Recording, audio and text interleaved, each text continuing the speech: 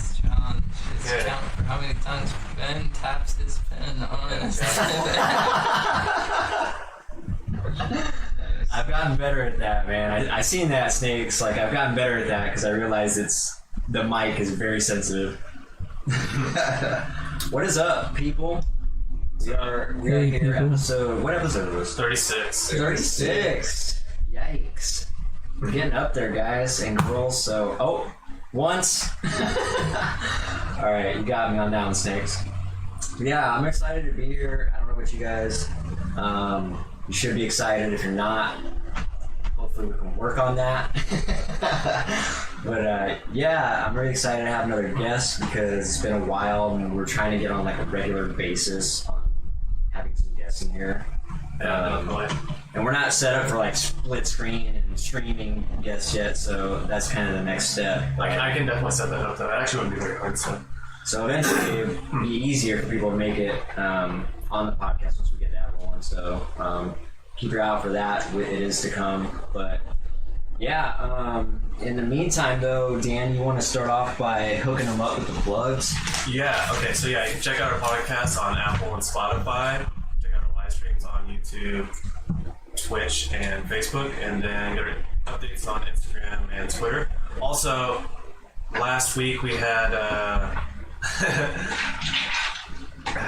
Brando is also last Wednesday we did a little game on the podcast where it's count how many times I say fuck in the episode. Nice. You get 1,000 points. You get 10,000 points. Is it 10,000 points? No, it was 1,000.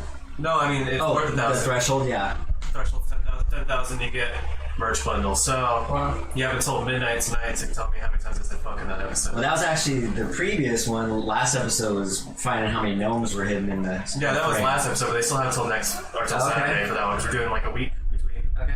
Nice. Yeah. So. Yeah, Snakes saying you're looking more like a skater. It's true. It's true. You know, I haven't skated in like 10 days, and I'm really annoyed about it. I would be too, man. I would be too. Finally, like, getting back out there and exercising and having like a nice, output for my stress and stuff, and then the world's like, fuck you, bro. Yeah, when you go through the first growing your hair out phase, it just does that, man. Mine did that too. If you look like the early primordial chat, you'll see my hair doing the same thing when I was wearing a hat. It's just that skater look. But yeah, man. Brando, it's good to see you, man. I'm glad to connect with you. It's been a while. I feel like it's been over a year. I was trying to remember. I was like, it's definitely been a year. Yeah. I don't know how long it's been, but it's been a minute, man. So it's good to see you. Good shit. Always been a good friend of mine. I always held you in high regard. So yeah. Excited to see you, man. Like, let's just start off. Like, how have you been? I've been really well. I moved back to Washington, April. And then I was kind of just hanging out on some of that core grid money. And then I got offered a job at Jeremy's cooking. And I was like, I don't really need it, but why not? I'm working with some friends. So picked up that job and been working there for a bit. And then decided to buy a new car. Yeah. And I've just been like hiking a bunch and trying to get out to nature as much as possible. Nice. Obviously, that's not very doable right now, right? Hopefully in like a week. They said it was going to clear out this week, and unfortunately we're stuck with it all week, so I really hope it starts to clear out. Yeah, and other than that, I've been doing a lot of music, trying to play projects with other people, mostly acoustic solo music. I'm trying to get out there. Nice. But also I can't tour on anything or promote anything in person because of COVID, so... Do a virtual tour. Yeah, I don't know. It's wild. I mean, yeah, a lot of people are doing that. They're just kind of adjusting to the new digital way. Even though we're kind of already getting into it, now we're kind of forced to really absorb ourselves and promoting ourselves digitally now. Totally, yeah, and I was never that great at that anyways. Like when I released my first album, I kind of just put it up on a few different sites and expected people to just take to it and stuff, but Yeah. that doesn't really happen. People are already so bombarded with For real. all kinds of advertisements, people trying to send them stuff, sell them stuff, and Yeah. so you really got to get a personal connection with the people and be like, hey man, this is really, really important to me. At least check out a song, tell me what you think. If there's anything I should change, blah blah blah. So that seems to be the best route, is just like direct connection with people, printing out CDs and handing them out. Yeah. But we'll see how that goes. Yeah, I have a suspicion it's consistency too. Like that's work. You know what I mean? You got to be in. It's really like branding. You're branding your image and yourself. So you really got to get in front of people's face all the time. Yeah, you always have something new. Yeah. Fresh. I know we get bored too quick. So. Yeah. Like I have this whole album I'm waiting on, and I'm like, I want to release it, but I don't know how to promote it properly, so I might just release single by single and see what happens. But I think it'll do fine, man. Just push it out there. Like I said, that's really the only thing, is to just consistently put yourself out there. Volume has always been my motto, I guess. Like, that's what's been working with anything I do. It's just like mass volume. You'll eventually. I'd say like if you release an album, probably use like Instagram. I would say do like a live clip of yourself playing like a little snippet of the song, and hashtag it the fuck up. I've been doing that lately. That's been working pretty well. But I'm trying to think of like other ways to promote music on the internet. It's kind of there's this guy Daniel Johnston. I don't know if you guys have heard of him, but he was a solo recording artist, and he was one of the first bedroom recording artists ever to like record stuff in his own house. Nice. And he would record tapes after tapes after tapes on some really shoddy equipment.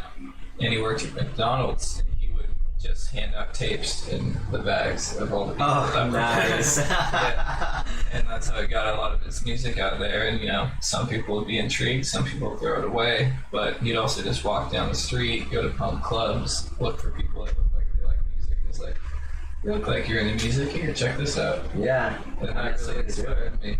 I was like, wow, I could totally do that, Like, absolutely. That reminds me of being in the Bay Area when I was like petitioning there for like a couple months, and everywhere you go, people are handing out their mixtapes everywhere you go, man. Yeah, I'm glad they don't do that up here, or else that'd be another one of the schmucks, Yeah, that's the old school way, man. It works though. Like you said, it's that personal connection, especially when you start doing it that way. Definitely, yeah. The guy that was doing it in the McDonald's bag, that's just fucking genius. Yeah, right. That's what you need, is just clever ways. No one's expecting that, so that makes an impression. Totally. You know what I mean? Whether the people didn't like it or not, they remembered that. Yeah. And they probably remembered the sound if they even listened to it for a second. Because the curiosity, it's going to pique their interest just for the curiosity fact. Like, what is this? I gotta know.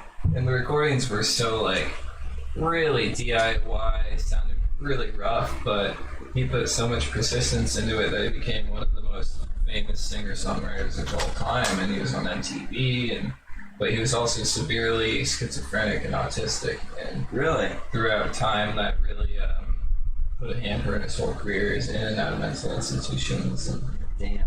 Yeah, there's a movie about it. It's fantastic. But. Daniel Johnson, huh? Mm-hmm. Yeah, I feel like that name rings a bell, but it might have just been someone I sold a patio cover to. Yeah, it's a pretty standard name. Good old American name. Yeah. Jake has a question for us, and first of all, Grandpa. You don't know my grandpa's name's Jim, though. So how's it going, Jim? Say hello. What's up? How's it going? Welcome, Edgar, and anybody else. Bert. Good. Glad you guys can make it and join the combo. But Jake said, question for all three of you. Other than the instruments you already play, what is one that you want to learn or play? Ooh. I think learn or play, you mean like learn to play? I mean, because they're kind of the same. But I get what you're saying.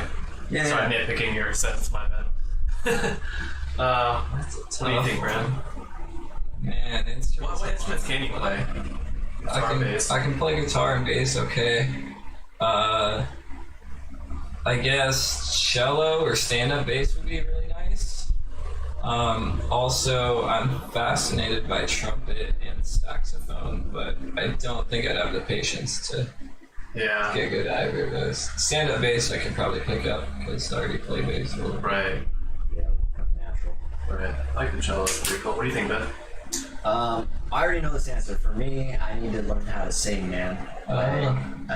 Like I would love to learn how to sing properly, I guess, because I definitely sing like on my own time, sometimes by myself or whatnot, but definitely no technique or nothing involved. So it'd be nice to like know some solid technique and like, because I got plenty of acoustic material and it would sound great with some good lyrics. So yeah, that's like the next step for me.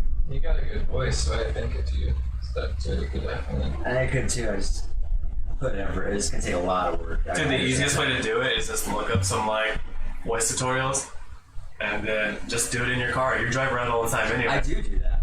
Okay, I was just practice in your but car. the problem is, it always sounds good to you. Right. You have to record it and play it back and like actually critique yourself. You got a good recorder too. I stopped practicing singing, but when I was practicing singing, I was like, I found a way to like record myself on my computer and play it back to me in real time. Uh-huh. And then I was like, oh my god, my voice sounds fucking terrible. It sounds good in your head, and then you hear it out loud because your voice is so much less resonant outside of your head as inside. So I was like, I thought it was all nice and robust sounding, and it was all tinny and like. What instruments would you learn? What instrument? So funny you asked this question because I just bought a keyboard online, like literally less than an hour ago. So I did that, but I did that because I want to learn how to read music. I've always wanted to learn how to play piano, so yeah. I actually got like one with weighted keys and stuff. You know, it was like $300. So cool. But the other instruments I would like to learn is probably the violin, and then either like the flute or the clarinet. I really like the woodwind instruments; they have a cool sound to them. So yeah, definitely. Nice.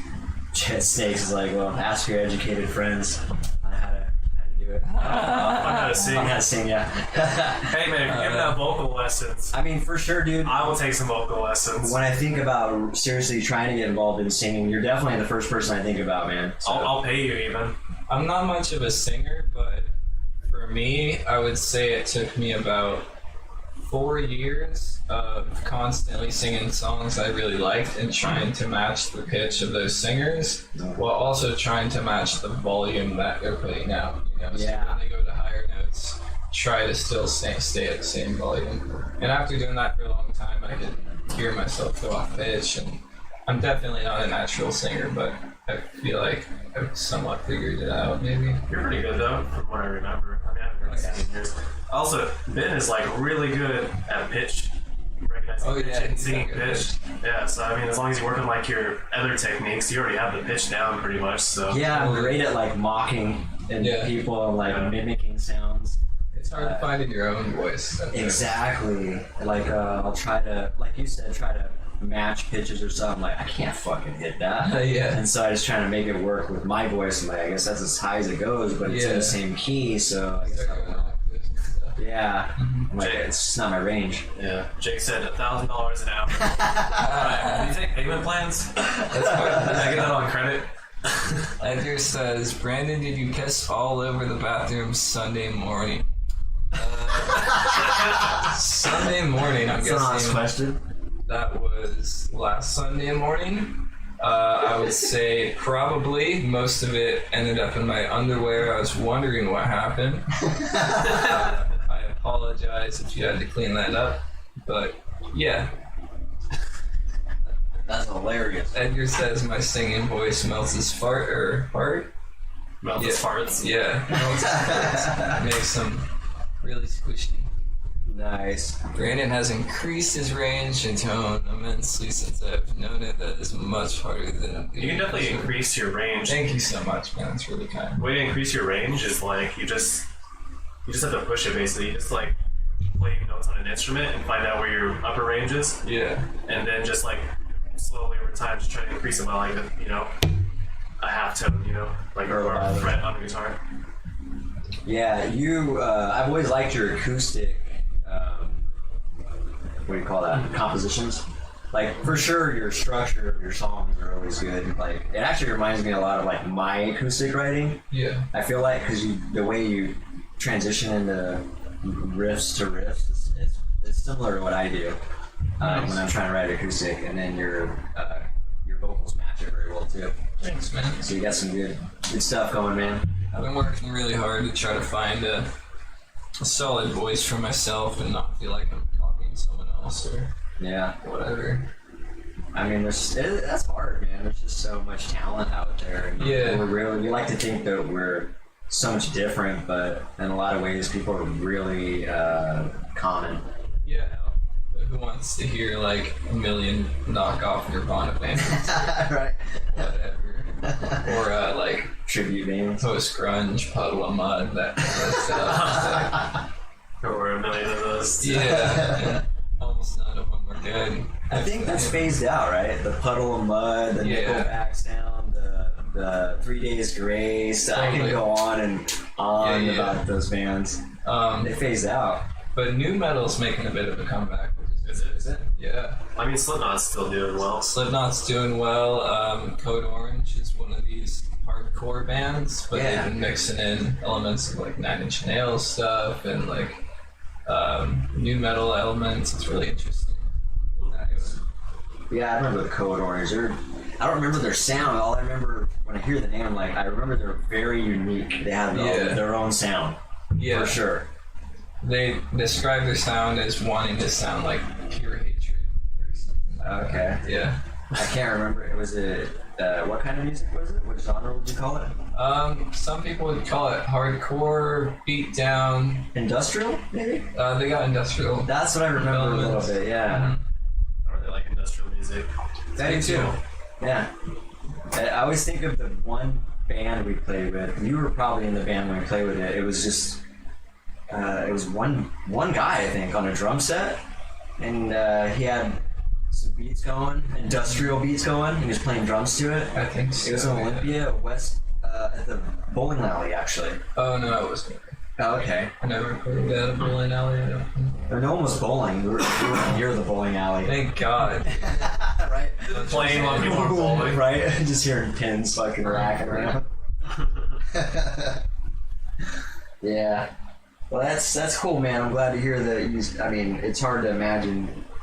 Music's always going to be part of your life. I'm pretty sure. Yeah, no. I'll be playing music while they're putting me in the ground, probably, or the incinerator. You're gonna play your own fucking memorial music. Yeah, definitely. Or I'll have Johnny Cash or whatever playing. Nice.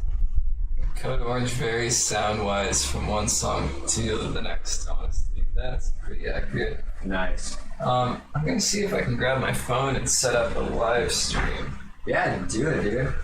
From Instagram or something.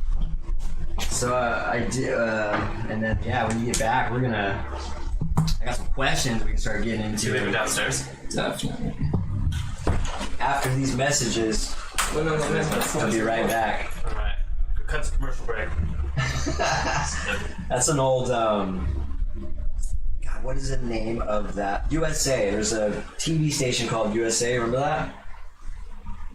Yeah. Yeah, I think they used to do a commercial that did that. If any of you guys are old enough to remember that, let me know. But it was just like, after these messages, we'll be right back. Oh, God. They used to have a bunch of fish, too, going around like, in a minute, in a minute, in a minute. Yikes. Well, I remember weird shit like I that. know, I was like, so scared.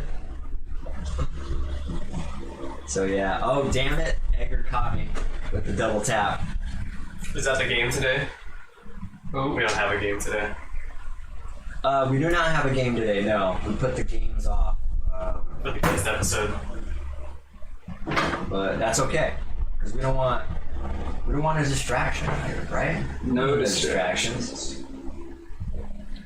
Where are you gonna stop the phone at? Probably on the shelf or something. Right on. Very good question. Live. That's what I want to do.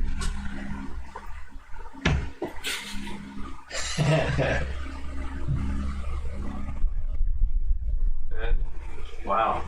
Alright, I'm not gonna read that out loud, Jake. Jesus. Snakes wants to see my colon? Okay. Wet your hair and spit on the camera. My hair's already wet though. That's all my hair is doing. This is because I take a shower and immediately put my head on. Bro, this is like, yeah. It's like erotic, man. You're trying to turn this podcast into something different. Maybe. Just maybe. Brandon's really trying to. You guys can't see us, but he's really trying to find an area for his this stream. You know where I put it, man? That doesn't stay there. In the window? Yep. In the jam? Hey. I think we got it. Just don't breathe.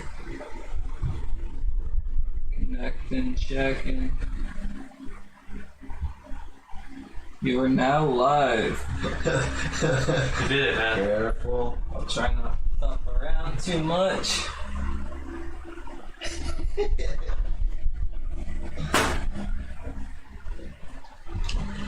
All right. Nice. All right. You have to go to Ben's see. OnlyFans for that. That's right. Yeah, fans only. You know about? You're not members already? Come on, man. Tap tap. Come on, dude. You need That's how sponsors. I make my living. That's where the majority of my income comes from. You guys better get on that. Yeah, What's we're the next topic? What is the next topic? Okay, so I want to talk to you about. Last time we spoke, dude, I never actually talked to you like directly. You know how rumors go and shit. So I heard you were going into, I don't even know what to call it, a monastery, yeah. to go live amongst monks, I guess. Yes. So you tell me how accurate that is, and then I want to hear about that experience, man. Like, it's definitely something that most people will probably never experience. So I'm very interested in that. Thanks, man. So it started out with a series of tragedies, I would say. The first one being, this rewinds back to last September or so. The girl I was seeing at the time hit me up randomly, came over, and realized she was shooting up meth. Jesus. And then I was like, really You blown didn't know away about by any of it. that? No, I knew she was going through a hard time, but I didn't realize it was that bad. That hard? Yeah. Jesus. So she started freaking out in my room, screaming at the top of her lungs, crying hysterically, and I was like, I have no idea what to do. So I grabbed my meditation beads and I just started meditating on Krishna, and then all of a sudden she got quiet, and I was like, whoa, that's kind of weird. So it was like, that was one of the revelations. And then 86'd her pretty quickly. About a month after that, my dog of 11 years had died. Oh man, that's Yeah. sad, dude. I forgot about that. I did meet that dog once. Yeah, he was the best. Seems And, like a pretty chill. he was definitely my homie and the person I relied on for comfort when everything else was like chaotic. Yeah, that's sad. So, yeah, he passed and I was pretty devastated over that. And of course, at first I was thinking, why me? Why is all this happening to me? The world's out to get me kind of attitude. Yeah. And then I started planning on going to the temple because I was like, there's got to be a reason all this stuff is happening. All my material desires are being taken away. And visited the Portland temple for a bit, and I really liked that. What's it called? Ishkan, Oh, what temple though? Did you say? the Portland. Oh, Portland. Okay, so I didn't know where it was either. So it's Yeah. like Portland, huh? They've got them in just about every state. Nice. Not all of them have monasteries where they train monks, which is what I was at. It's like a monk training camp. Yeah. But basically, the dog died. I was devastated about that. Trying to just like smoke a bunch of weed and numb myself, and that wasn't working. And I was like, okay, what's gonna make me happy? Call the temple, start making plans to go over there. And then I had that Cadillac, the mint condition 1986. That's so funny. I forgot all about that. Yeah. Shit, dude. Sitting outside in front of my house, take my bike to work for the first time in 3 months because I'm like, I'm gonna try to get some exercise, whatever. Come back, and there is a giant oak tree, probably over 1,000 pounds, laying on top of my car. Oh, that's right. Yeah. Dude. I forgot about that. I remember seeing those pictures, man. That's a bummer, dude. What I are the was odds, man? devastated. I was Was that devastated. the only tree that fell, or what? Yeah, it just happened to be a windy day and fell in my car. And not just a little bit. I seen the pictures. Yeah, I was kind of lucky because if it was 5 feet back or 5 feet forward, it would have destroyed all the windows, shattered everything. But the top was just caved in a bit. But at that point, that was the only thing keeping me back from going to Colorado. So really, it was a blessing in disguise. because my dad had been wanting that car for a while. He was offering me money for it and stuff, and I was like, no, I really like this car. And then I was like, can you do me a favor and take it off my hands?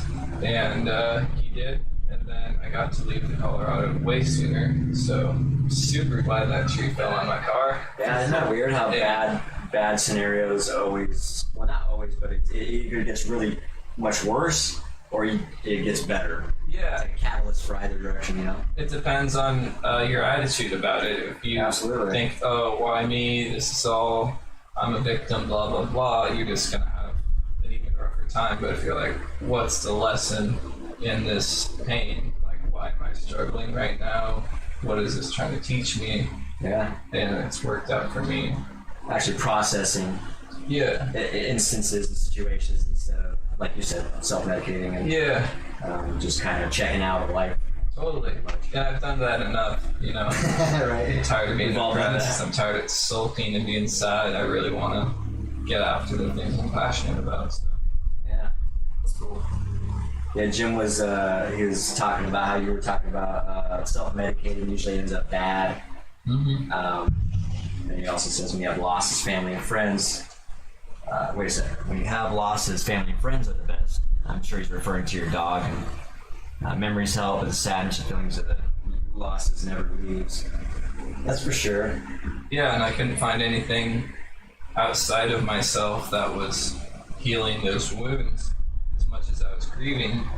So I just started meditating like all the time. And that was the only thing that could clear my mind, and I could just focus on the mantra. And, I wouldn't feel overwhelmed by life. And then, so I was like, there must really be something to it. So packed my bags and decided to move and did the whole thing. Woke up at 3:30 a.m. every day, took a shower, brushed their teeth. Cleanliness standard was like extremely high. Like it was like a boot camp for I was gonna months. say it's like military. Yeah, but Boot camp for months. everyone's really nice. If you're like messing up, they'll pull you aside and be like, hey man, you haven't made it to Mongol RT, which is the first puja of the day, which puja is just like a worship of respect. So they'll open all the curtains and deities will come out and they'll offer incense and flowers and stuff. Nice. And so we're supposed to be there every morning. Some people didn't. But it would be really nice about it. Everyone was super humble. That's cool, man. Sounds really interesting to me. It just fascinates me, different cultures and stuff like that, and it's real spiritual. Yeah. You know what I mean? Like, I'm not religious, but I am spiritual. Yeah. And so it speaks, it sounds like they are more spiritual. I don't know how religious or what their religion is, but Yeah. is it Buddha? No, it's called Vaishnavism. Okay. It's a really old tradition dating back thousands of years ago in India. Some people call it Hare Krishna, I've but heard of that. they just basically focus on the Maha Mantra, which is just names of God, and you repeat that, and it's supposed to focus yourself on that and kind of take away whatever worries or stress or anything. Nice. And it seemed to work for me, but the less I do it, the more I fall into modes of ignorance and, you know, Yeah. not being a good person and procrastinating. Yeah, so it's almost a good thing that they had structure, huh? Yeah, a lot of structure. Like, we would do so much services and singing and dancing before 10 a.m. And then 10:30 a.m. we'd all meet together and do sadhu sangha, which is just all the monks get together in the room and we talk about our services for the day. Some people go to colleges and they distribute spiritual literature.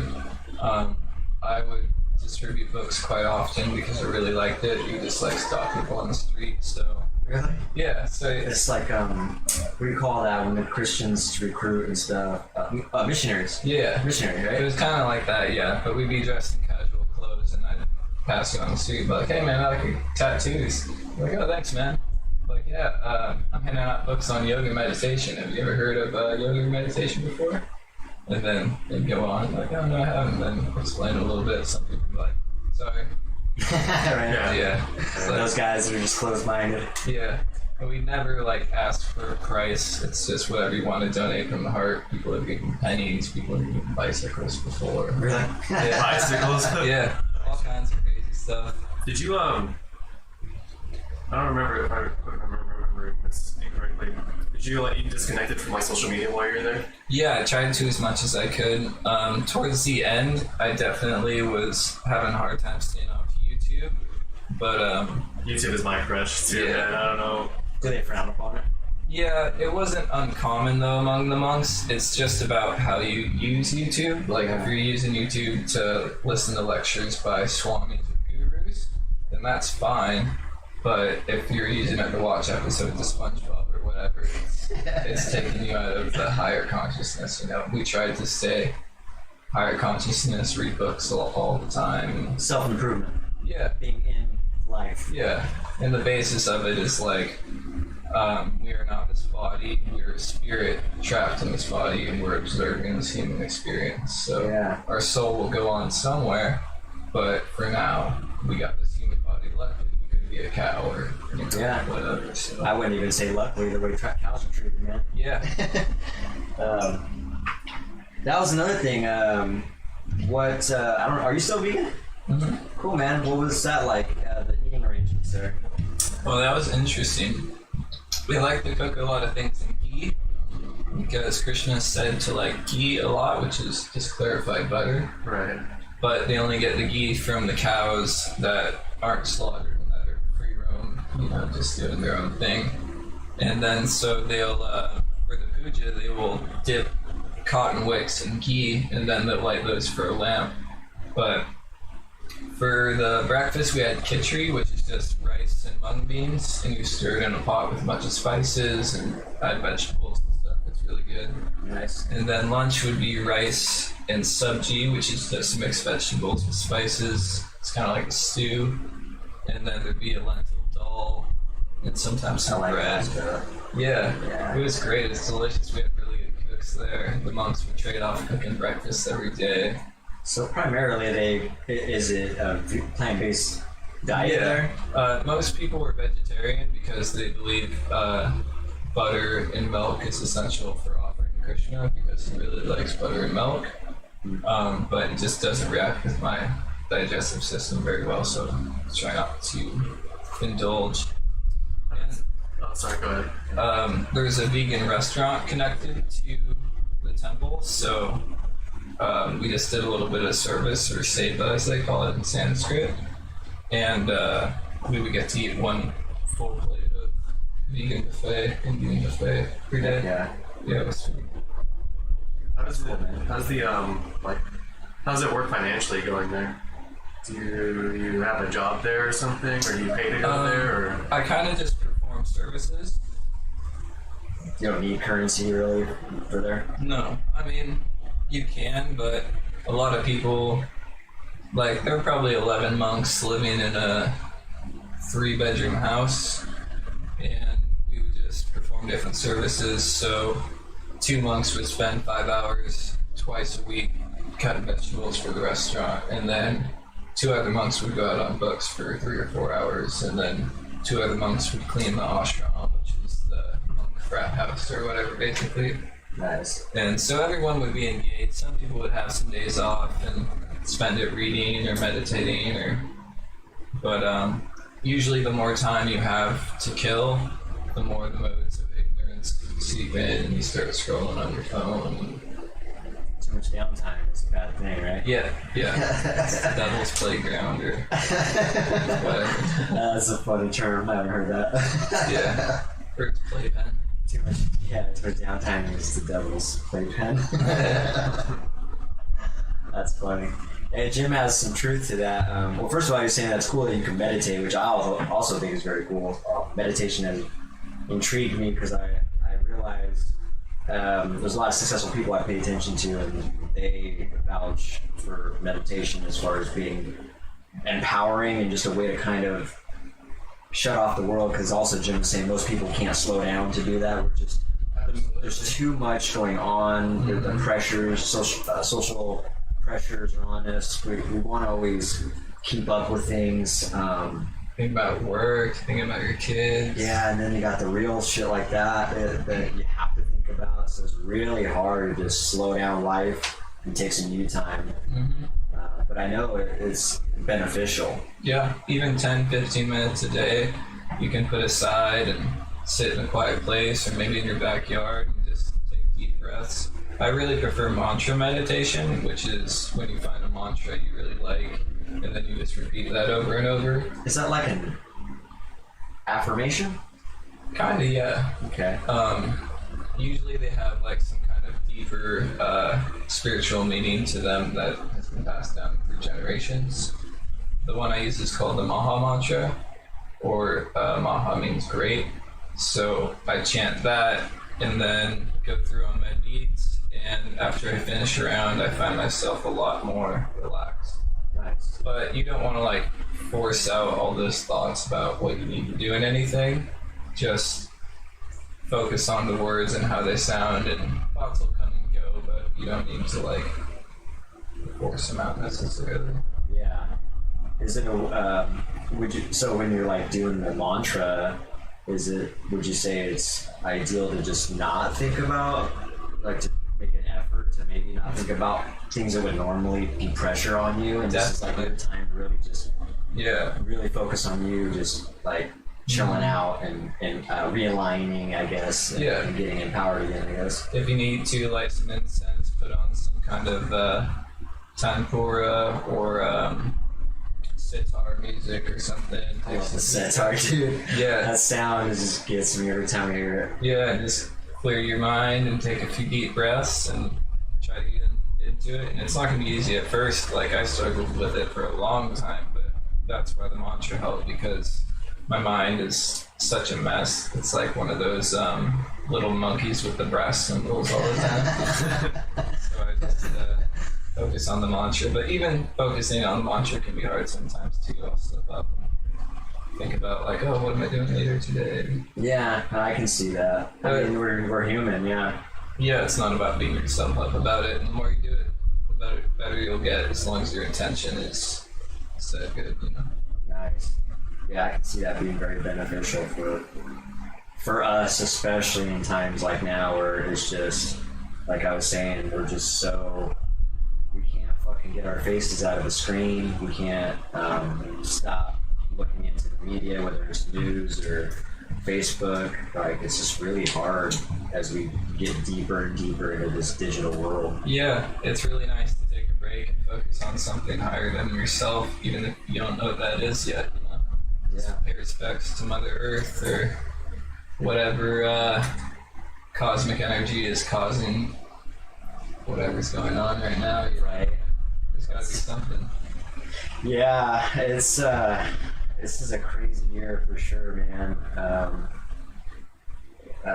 So that shit interests me, man. Like, that whole experience you went through is really cool, man. I'm glad you went through that. You're the first person I know personally that's ever done something like that. So I have respect for that, because like me and Jim were saying, like, it is really hard for people these days to carve out some you time, but let alone you really just engulf yourself in that lifestyle. Yeah, I mean, I was trying to practice it at home, but I was surrounded by alcoholic drug addicts, and it made it really hard to focus. And then parties were still happening, and I want to go hang out with my friends, but everyone's drinking and taking drugs, and I'm like, oh, this looks fun, but you know, I want something better. And so I just went out and got it, and it ended up being everything I needed. And I feel like I'm not having an existential crisis every day of my life anymore. I feel like I have a purpose, and I know what my purpose is. That's cool. It's a good feeling, right? Very good, yeah. Yeah, I remember, man, you're definitely, we were just talking about this before the podcast, like you were going through some hard times there. We were talking about another individual that I was worried about. I was also worried about you, man. Like, you definitely were going through some shit. And yeah, I was like 130 pounds last September, 6'1". That's not your normal? No, dude, my normal's like 150, and even that's pretty light. But 130 was like skin and bones. Yeah, that's like me, but I'm a little bit shorter. Yeah, I'm pretty much skin and bones. I'm trying to get back to a regular sadhana or spiritual practice, and get up every morning really early and start offering key wicks and flowers and all that good stuff. And just start off the day right, you know. Maybe with some yoga. What is your how are you are you dealing with your stress pretty well this year after you've gotten back, you think? Yeah, I would say I'm not stressed at all almost ever unless I'm at work. Really? Because then I'm like getting orders because I'm a line cook and I'm like gotta get these orders out fast. I don't want to be the guy that's just like I'm just hanging out. So that's the only time I really feel under pressure or anything. I've been a little bit stressed about getting music out there, but other than that, yeah, I've been pretty relaxed. That's pretty cool. Yeah. Yeah, you learn some of those mantras and fucking chill the fuck out. I can send you some books. I can send you some beads. Some beads? Yeah, it's really easy. Just start chanting on the beads, see how it makes you feel, Alright. and get back to me. Hell yeah. Yeah, one of these times we're just gonna have to just meditate, bro. Like, I'm down to just sit down and meditate or whatever. Show me the way. Totally. We used to do, What's up, Philip? By the way. Philip, we used to do group meditations. So 5 to 7 a.m. every day we'd meditate.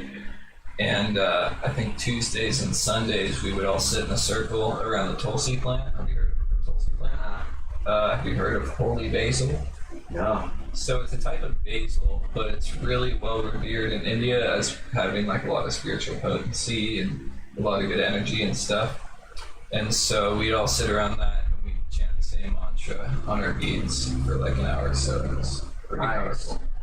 Because at first you're like tuning into other people's mantras and you're like not all there, but then once you get fixed in your own, it's like, wow. I wanted to dovetail off of what Jim said. He said most people use their whole life to find a purpose, or basically live. Also, another thing could be said is some people live their whole life and never find a purpose. Oh, it's sad. Having a purpose is very important, man. Even if it's not the purpose that, you know, ends up being like, if you find out, oh, maybe that wasn't my purpose, just having a purpose is good. Yeah.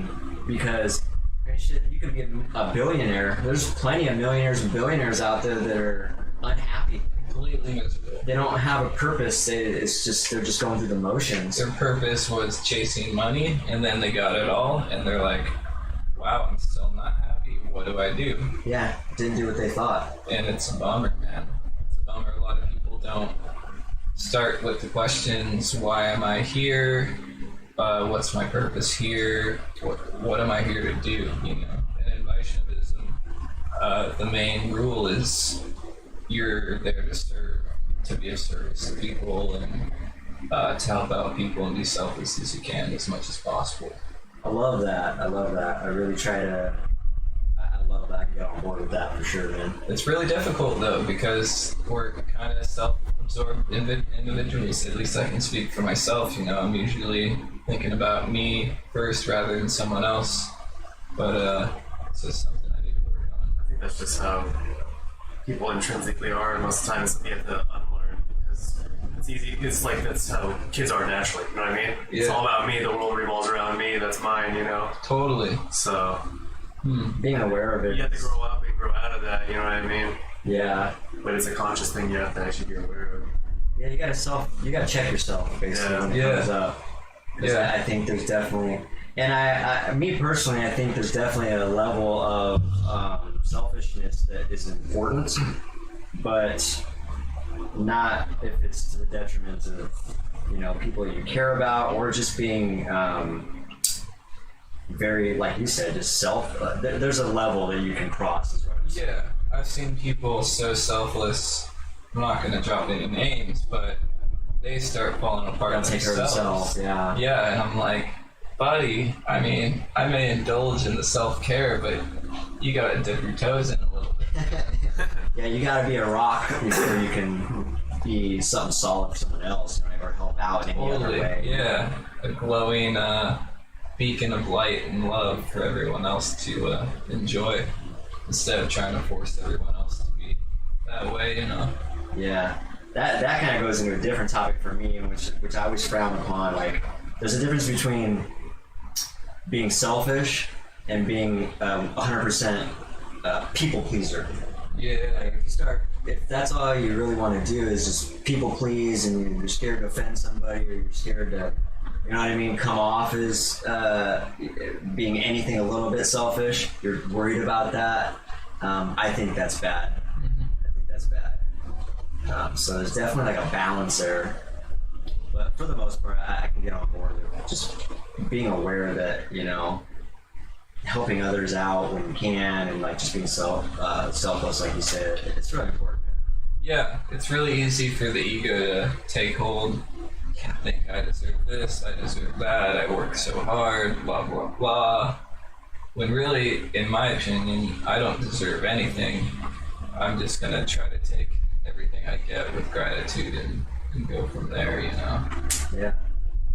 I'm scared of having too much pride, because I've seen that turn badly before.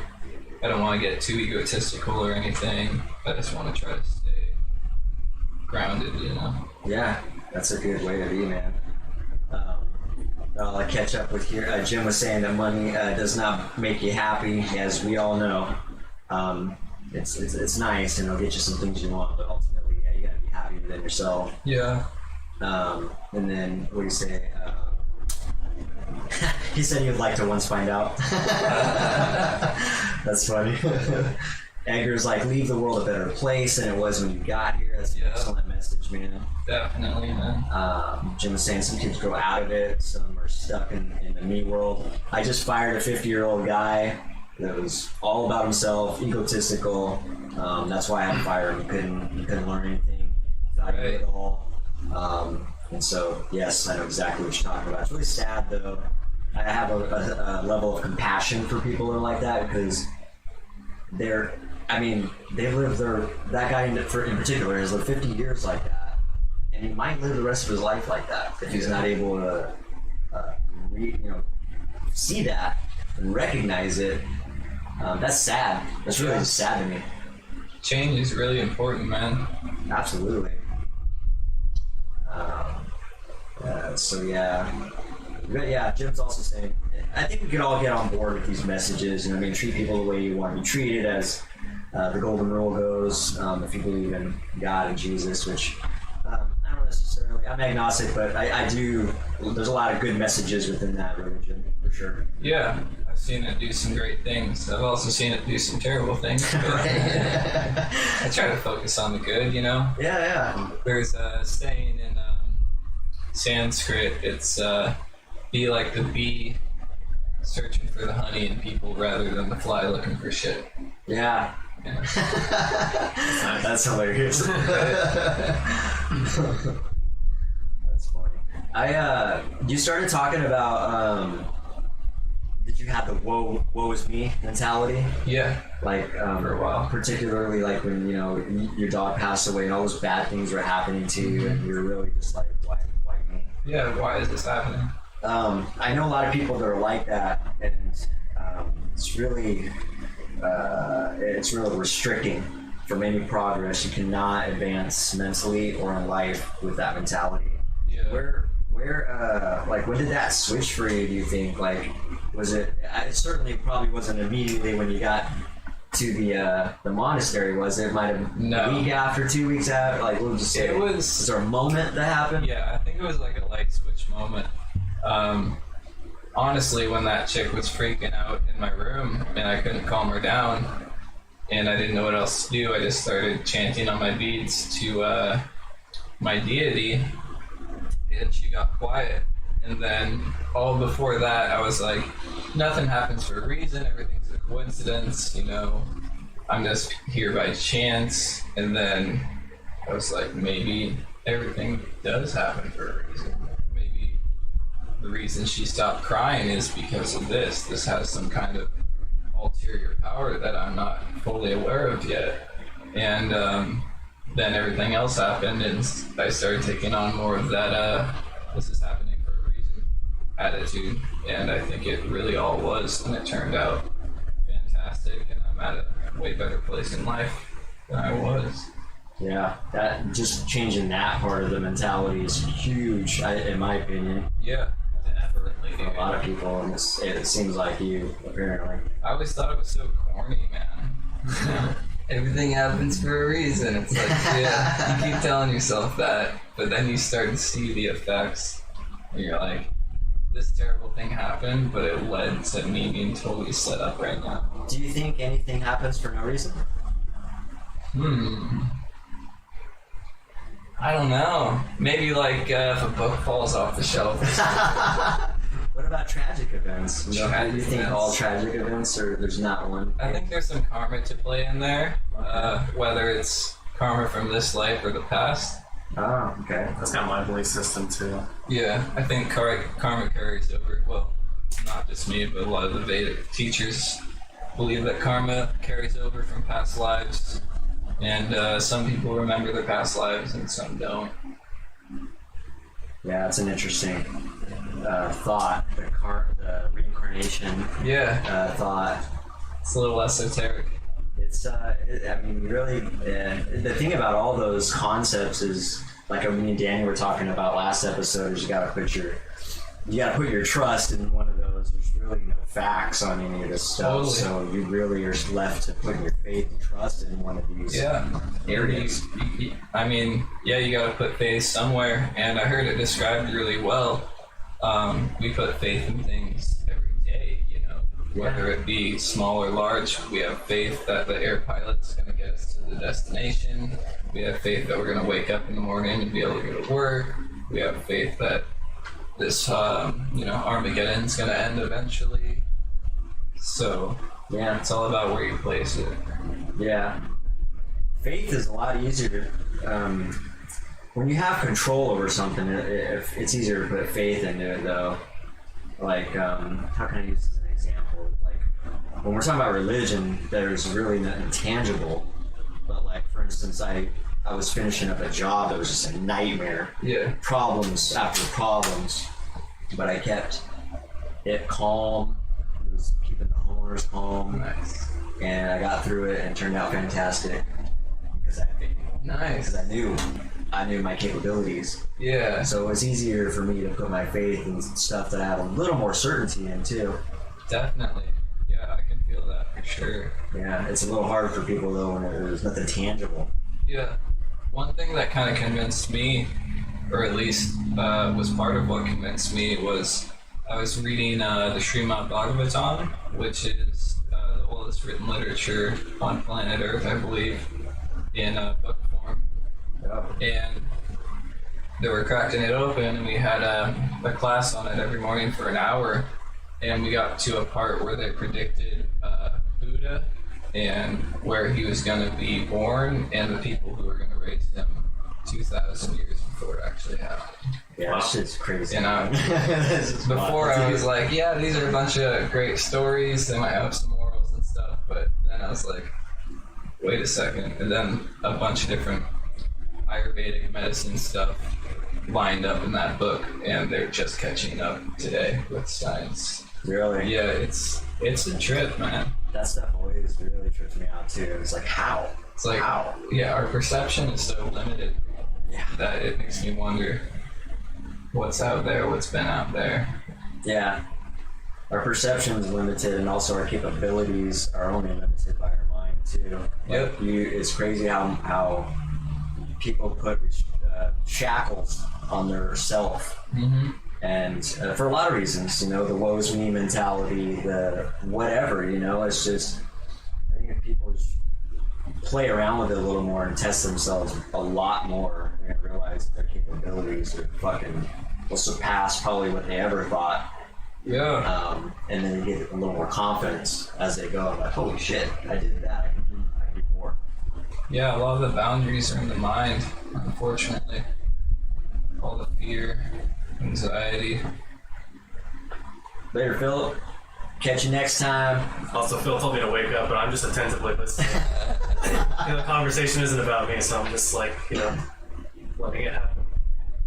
Yeah, let's see. Jim was saying,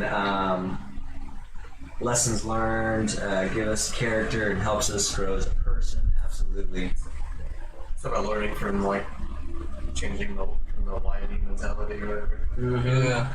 That's a huge. I think that's like a turning point for people when they do that with their mentality. That's one of the biggest catalysts in converting that mentality. It's like you can just get out of that woe is me bullshit and just realize it. I mean, however you do it, there's different ways. Me personally, I'm a bit harsh on myself. I just realize that nobody gives a fuck, so I need to work harder. Like, Yeah. you know what I mean? Like, nobody cares, so I need to make my own future. Yeah, that's a good way to look at it. That's kind of a bit abrasive for me, but that works for me. You know what I mean? I feel the same way about music. Like when I released that album last year, I was like, all right, time for people to check it out and tell me what they think. And I got like a couple responses, and I was like, I really need to get out there, man. Like, it's not just gonna sell itself. Or That happens every time you like this. You can't really get well known for something even if you're skilled in it if you don't have people skills. You know? Yeah. I mean that really goes into. I mean it's a whole another world. It's marketing. It's branding. It's when you break it down, it's selling. I mean, it's selling yourself, it's selling your idea, and selling your message to people. And if you don't know how to sell, which a lot of people don't, it's gonna be tough. Yeah. The only other way you can get found is if you have like some like unreal virtuoso kind of skill. Then other people will sell you, but that's like so unlikely. It is. The odds are a lot lower. The odds are extremely low for that one. So. Yeah, distributing books really gave me a good insight on that kind of stuff. And, Selling. I guess I was a salesman of sorts. Selling an idea. It is selling. You can say whatever other word, because the reason why selling sounds dirty is because people have put that on it. Yeah. It's really not. You sell yourself every day too. Yeah. Persuasion. As soon as you wake up, you're talking about, I forgot what you said earlier, you do this every day. Same thing with selling. You are selling all day, every day. Yeah. I was trying to put on a good impression and make people interested in the books, but also get to know them a little bit and make them not feel like they're just a commodity. Yeah. Because it's more than that. It's an exchange of personal, spiritual literature that hopefully changes their life. Or might not, but... That's the other thing about selling is people think it's got a dirty correlation with it, because people think it's all about an agenda. It's a personal thing. You only want to sell something to benefit you. Mm-hmm. It doesn't have to be that. There's just people that have done that and they give it a bad name. Like, you can totally be selfless and sell an idea or sell a message to benefit another human being as well. Yeah. All the money went back to the temples. I didn't pocket a dime from those books. Yeah, that's a great example of it, exactly. Yeah. I want to do something like that, but maybe with like some kind of spiritual food kitchen we set up outside a library and have a bunch of hot holders with food, and whoever wants to stop by and eat can. Doesn't have to be specifically homeless people, but it'd be nice to give back a little bit, you know? I just don't know how that... How's our audio? I think Turn that down to low. Let's see if that does anything. I think it's that might be it, but I think maybe we need to readjust the, not now, but like the noise gate on it or whatever. It might feel a little bit high or something. How you doing, Mary? Good to see you here. Thanks for I appreciate that feedback too, because I'm surprised you're the first one to say that. Everybody's been hanging out and... Well, everyone listens on different things too, so people might not be picking up on that. Or... Yeah, it could be your connection too. Hopefully not, but let us know if it's still happening or whatnot. Or if anyone else is having the same thing, let us know so we can verify that's happening. Yeah, exactly. Appreciate the feedback too. We're always trying to work out these kinks and smooth out rough edges, it seems like. Yeah. Podcasting. Right? Well, that's cool, man. I like talking about what we were talking about. Basically, is that the woe is me versus a selfless mentality. Yeah. Another thing you were talking about was you're talking about checking out. Like medicating, like drinking and smoking and all that. Yeah. That's like a whole other topic too, man. That I really have been thinking a lot about lately. Is that like, no matter how much you try to run from something, you're going to have to face it. You are going to have to face all your fears, no matter when it comes. It might not be immediately, it might be 10 years down the road. It's when you allow it yourself to, basically, is my thought on that. And so the sooner you can actually just face your fears and not check out or medicate mentally or run from anything, I think that's a good thing for people, man. Definitely. I think, instead of that, I think it's just, for me personally, I mean, that works too, facing your fears and kind of letting it be. But I personally like redirecting my energy into something positive or something creative or productive, you know? Yeah, some people take it out with anger or treating people badly, and they really avoid the whole internal struggle they're going through. Or they become a workaholic and they just try to occupy their mind, you know? Yeah, that's a form of checking out, yeah. It's just as effective as getting high or drinking, absolutely. Yeah, and around that time all those terrible things were happening, I was also using fairly heavily, and I realized it was bumming me out more than anything, so I was like, you know what, heck it, just done with everything. Yeah, I heard an individual I pay attention to quite a bit. He explained it a little bit different. He's like, he used himself as an example. He was like, I used to be the kid that sat in the back of the room, you know what I mean? Because I wasn't the smartest, I wasn't this, I was afraid of a lot. And it's like, that's a great analogy. Like, a lot of us want to take the back seat in the back of the classroom and, you know, avoid being called upon. Yeah. Same thing, facing your fears, and you're going to be called upon at some time. So what kind of person are you going to show up as when you are called upon, you know what I mean? Yeah. It's good to have the confidence ready. I've also seen a lot of people have too much confidence, and that's a downfall as well. Kind of like the guy you're talking about who's been doing the thing for 50 years. He's like, I've got it all figured out, no one can teach me nothing. People come in, Jeremy's all the time cooking like that, and they don't ask questions, they're doing things all different. I'm like, hey man, we actually do the eggs like this if you don't mind. And I feel weird because I'm not in a position of power to tell him that, but I don't want him to develop bad habits either.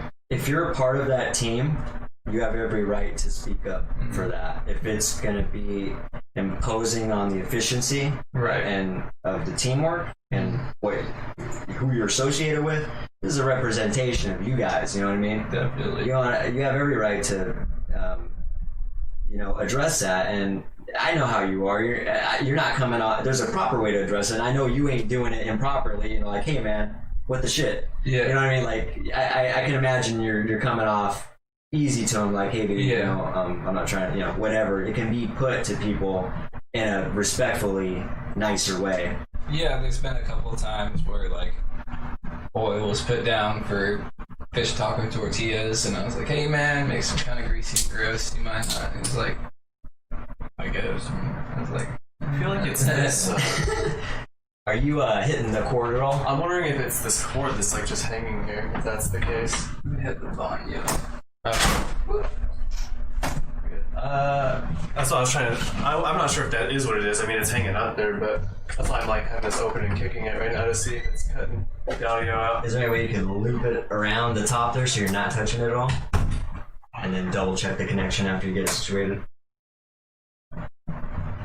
I'm almost certain that's what's going on. It might also be the network. That is actually. Oh, you know what? The internet has been being shit lately. So. I've seen from my peripheral vision the screen was glitching. Was it? Yeah. Oh shit. So that could very well be, but we'll still. Wait, here, hold up. Do I have any drop frames?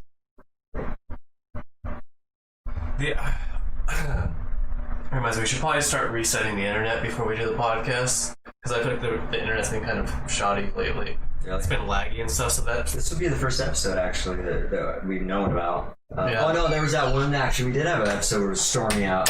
Showing it. So, I think that might be what it is. I can't really get this to... Wedge it in there somewhere. Wedge it in there. That's what she said. and then recheck that connection one more time. Just make sure it's... Okay, 1 second.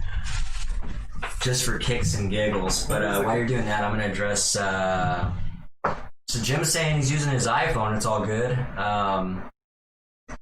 Edgar, you had the same issue, but it seems fixed now. What are you talking about? What issue, man? The audio issue. Oh, okay. Yeah. It's cutting out worse now. We got that. Jim was saying that's deep to look inside because a lot of people would just self-medicate and take it out on everyone else. Absolutely, man. If you're playing victim, one thing I learned in my anger management class that I'll always remember to this day is that victims make more victims. If you ain't gonna fix what's going on in yourself, you're gonna continue to do that, and whoever's next in the line is gonna get that. It just goes downhill. Sucks. Unfortunately, and that's why you have kids, that have parents that are all fucked up, because a lot of parents, they haven't fixed themselves. And so, and they medicate, they don't face their fears, which could be anything. It could come in the form of parenting. That could be fearful for somebody, for a parent. And so, guess who gets the negativity of that? The child in that scenario. I got one more if you want to split it. Sure. I got to get the opener for it real quick, like. Oh, I got a lighter. Lighters work. The lighter trick. Nice. I'll let you do the honors. Thanks. Corona special. It's the premiere, isn't it? Yeah, low calories, man. Dude, fucking beer has a lot of calories, actually. So I know, so that's a good thing, right? yeah, dude, when I was drinking back in the day, remember? You probably remember too, Brandon. I was like 170. Yeah, man. Oh man. Oh man. You were going hard, homie. Yeah. It was. Yeah, don't drink anymore. That's good. Yeah, that's good, man. Danny does like to go hard. It makes me unproductive, but also it fucks with my mental health when I'm not drinking. It's like weed. Weed to me is alcohol. Yeah, it's my crutch. I feel that. Well, that's cool, man. I really enjoyed talking about that hard-hidden shit. That's the type of shit really what we're talking about is self-improvement, and that's just right up my alley. Yeah. I love that shit. That's really what I like to focus on quite a bit. It's important. Absolutely, man. Just being a better person, being a better person than you were the day before. Yeah, even 1% better every day.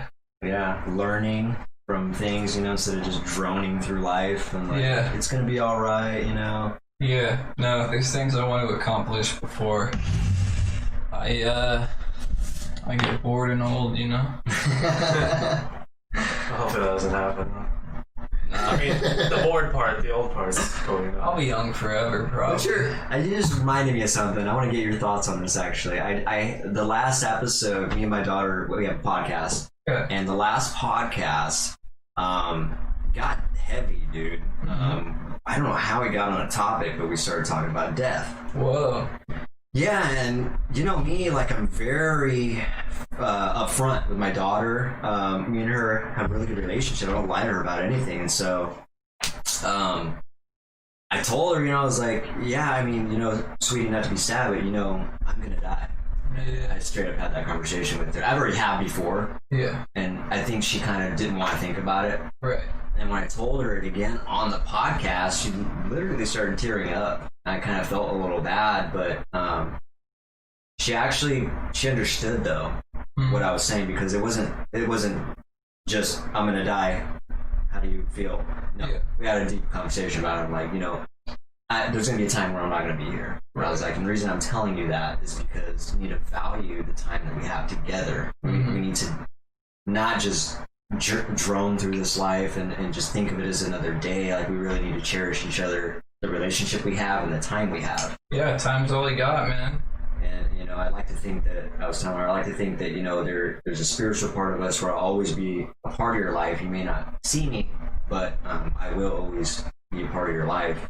But yeah, man, she started tearing up a little bit, and I was like, should I have told her that? And I was like, of course I should have. It's just one of those hard-hitting moments that I can't get around anyway. Yeah. What are your thoughts on that, man? What do you think? Like, what do you think I should have did in that moment? Like, should I not think you told did her? it perfectly, man. I mean, what's her age now? She's 7. 7, yeah. She's almost 8. Next month she'll be 8. Yeah, I think it's good to always have the idea of mortality kicking around, Not necessarily as like a dark thing, but a realization, like you said, that we got to make the most of our time here. Whether my spirit goes on somewhere else, this is what I'm concerned with now, and I think you laid it out pretty well. Yeah, I heard it. Ironically, after that episode, I think it was that night or the next. It was the next day.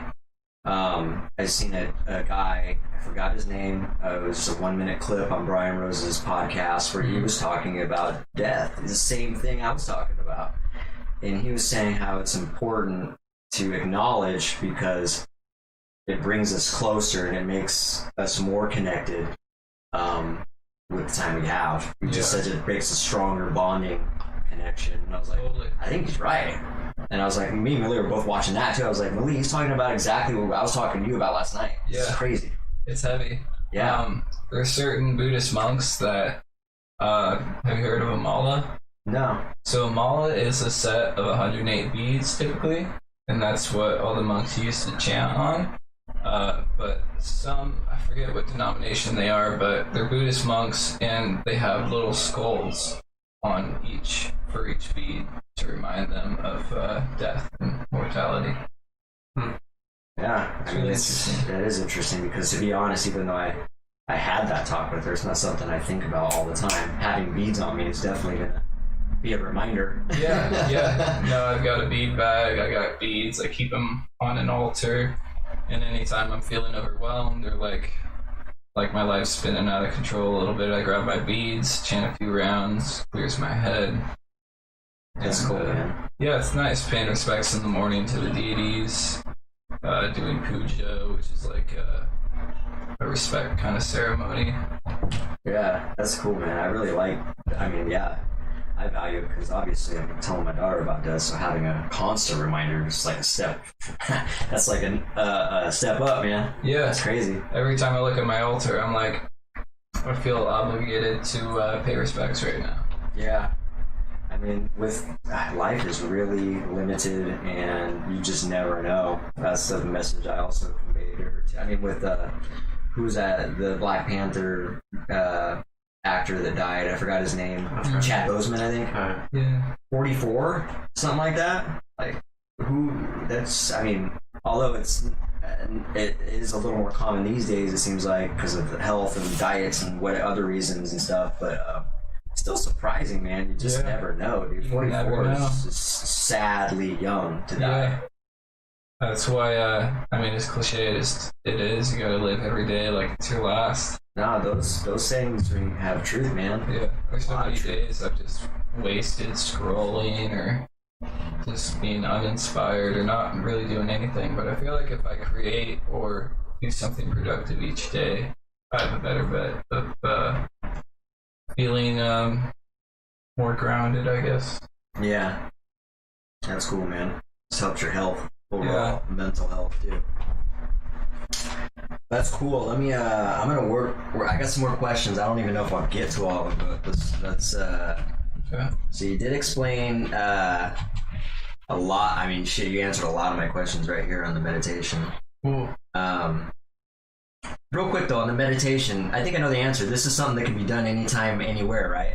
Yep. Just like... You could be at work and just start chanting the mantra yourself. You don't even have to have the beads on you. Do you chant out loud or do you chant in your head? I chant out loud. Some people chant in their head. Mine's more of like, it's not like a whisper, but it's like a Hare Krishna, Krishna Krishna, Hare Hare, Rama, Rama, Rama, Hare Hare. And then that's one bead. And then you do that 108 times, which can take 7 to 10 minutes. We would do 16 rounds of that, which is about 2 hours, 2.5 hours. Really? Jeez. That's a long session. Yeah. But it really helps focus your mind, you know, and then you're not full of anxiety about a bunch of nonsense. That's what I've heard the most about meditation. It just helps you get grounded and mentally more than anything. Because we're so scatterbrained. Like, I mean, even me, I'm so scatterbrained 90% of the time. It's nice to take a little bit just to focus. So would you recommend it to, when you do it, do you like look for, try to get in the most quiet area as possible? And can it be done in a loud area? It can, if you're good at tuning stuff out. Yeah. I'm not that great at tuning out outside noises, so I'm usually alone at the house, so I can just pull out my asana or meditation mat, and I can just sit there and do a round and feel good about it. Nice. But yeah, you can do it in busy places. I've done it on breaks at work. Yeah. That's cool, nice. man. I always feel like, I don't know. It's kind of like after you take a good acid trip or a mushroom trip and you're not tripping anymore, but you feel like fresh, like your soul just had a bath or something. Yeah. That's kind of what it It's like an feels awakening or epiphany or something. Yeah, like all the worries off your shoulders. You just feel like, I know it's hard to explain, but Explain it just right. That sounds nice. Yeah, that sounds fantastic, man. it seems to work so far through these thousands of years. So It must be doing something right. yeah, I'd like to think so. So Jim was saying, I think memory is how you are always in her heart. Okay. You need to let her know for the future. Yeah, absolutely. He's talking about when I was talking to Malia. Yeah. I always say we are here to live and die. Some of us get blessed with a little more time and some, and then some. Enjoy it and share it every day because nothing's guaranteed. Yeah, Yeah. absolutely. Wise And you- words. Absolutely, that's a good message. And he's saying you can never save time or buy more. It's how you want to. It's what you want to do with it. Yeah. Yeah, time is the most valuable asset we have. Yeah. I think about picking up more hours at work, but I'm also like, would I rather go up to the mountain and hike with my dog? Probably, you know. That's how Yeah, I I'll was take that over $80 for sure. That was always my thought at work too, man. They were like, "Do you want to stay late?" And it's like, unless I really need the money to pay for something specific, I'm Exactly. like, no, I'm good. I don't need money just to have money. Money's just money to me, you know. Exactly. Where you were? Was it Colorado? The state you were in? Yeah, Denver, Colorado. How was that? It was great. All the pictures looked fantastic, but when you get there, they have a huge problem with pollution. Oh no. So there's an oil refinery pretty close to downtown. There's Friskies cat food refinery. There's a animal recycling refinery where they take roadkill and they turn it into gelatin. For What? candy and Starburst and all that. No, they use Yeah. roadkill for gelatin. Yep. So you'll smell boiling animals. You'll smell super toxic, cancerous tar from the oil refinery, or whatever Jesus. the hell it is. But I mean, the mountains were beautiful. It's more of like a Seattle versus a Portland. You know what I mean? More hustle and bustle. A lot of business people. Like when we tried to distribute books downtown, it was really funny because there's a lot of tourists, but there's also a lot of people just like in business suits and stuff, and trying to stop them was a real challenge. Right. But we would take trips to Boulder. I don't know if you've heard of Boulder. I've heard of it. It's like the Portland of Colorado, kind of. It's about 30 minutes north of Denver, and there's a bunch of really rich hippies there. So they all dress in like, you know, Like that jacket you're wearing? Or yeah, whatever it's garb called. like that. But none of them are actually spiritual. They're just trying to look woke. Yeah, and we're all in our robes and everything, and we're trying to distribute books to them, and they're like, "Oh no, I already meditate," or "Oh no, thank you, I'm already spiritual," blah blah blah. But you know, they weren't. They're still like partying every weekend or whatever, and That's just their nice way of saying no. yeah. Some people would stop, and it was really nice, but it was weird that in the most hippie town, we had the hardest time distributing books. Yeah. Yeah. I don't know if it's because there's a lot of rich people and they don't typically like to donate as much as people that aren't as well off. I had way more people who are like, this is the last $5 in my wallet. I'm like, take as many books as you want. They're like, Yeah. they're like egotistical hippies. They think they know everything. So Yeah, that's what it was. And it's like, It's unsolicited information. People have a hard time accepting it. Like, I didn't ask for that, dude. Like, Yeah. trying to put your stuff on me. totally. And That's I the would, mentality I think they might have. I would try to start off like smooth with compliments and stuff and some small talk. And then I'd be like, here, check this out. I'm handing out books on yoga and meditation. Have you heard of meditation before? And they're like, yeah, of course. You meditate at all? No, not really, but I've been wanting to. I'm like, oh, perfect. This is a really easy way to meditate. And I start describing it. And by the end of it, they're like, yeah, how much? I'm like, whatever you want to give. We've gotten dollars, we've gotten pennies, and I distributed a lot of books, but the college campuses were the best. Downtown is a bit tough. Yeah. Yeah. College campuses sound like it would be a great place to do that. Yeah, they're way more open-minded. Yeah. They're ready for that. A little bit younger. Uh-huh. Younger, and they're also more willing to accept like new knowledge into their brains as well. So Totally. Yeah, the older you get a little more set in your ways, unless you make a conscious decision to not be that way. Yeah. Yeah, like I was mind blown when you went full vegan after eating pork chops every night. I was like, Yeah. me too, man. damn, dude. You know what's funny, dude, is, oh, and by the way, I mean, I fully give you and Nick and Edgar the credit for exposing me to that. Because I didn't have any vegan friends prior to that, and it was all new to me, dude. So, yeah, I want to thank you for that, and Edgar as well, and Nick. I seen you guys doing it, it interested me. At first, I was a little, there was some pushback. I was like, a lot of questions from me and stuff, but ultimately, I don't give too much criticism. I gotta try it. If it's in my capabilities to try it, I'm gonna try it. And so I did. And you were actually there when I ate my last meat meal. I don't know if you remember that. I do. Yeah, it was just me and you sitting in the living room, and I ate a 2 pork chop. It was where was it from? Pho. It was like pho wa or something. But it was 2 pork chops. They put an egg on top of it and rice and stuff like that. So it was highly. A lot of cholesterol, a lot of fat, and you know what I mean, animal products. Tons of cholesterol, pork, and eggs. Oh god, one of the worst meals ever, dude. And I ate it, and it just did not. First of all, it didn't taste right to me, and it didn't feel right to me anymore after being. Because I think I was 2 weeks vegan, and then I was like, I intentionally ate that just to see how I feel about it. I remember you saying, you were like, I don't really like this that much. I was like, yeah, that's a good sign. Absolutely, That's a good dude. sign. And I knew it from that point. I was like, I think this is probably going to be the way I'm always going to eat. Yeah, it's the way. Once you go vegan, it's like you can't really go back, even if you try. I feel like. Yeah. I mean, I guess some people can. I guess that's a cool segue if you want to go. Edgar's like, it's literally all me, dude. And then, now Malia's vegan too. Absolutely, man. So Awesome. That's why it's important to, and you guys sold me. You know what I mean? That goes back to selling. You guys sold me the idea. You guys believed in it. You were convicted in it. And conviction interests me. Yeah. Whether or not whether I think it's right or wrong, it always has interested me when people are convicted in something so hard. Yeah. So I always look into it a little bit more. That John Joseph guy really, I think he was a kickstart for me. Nice. I was like, this guy's 56. He's done 9 Ironman triathlons. Just a beast. He used to smoke crack all the time.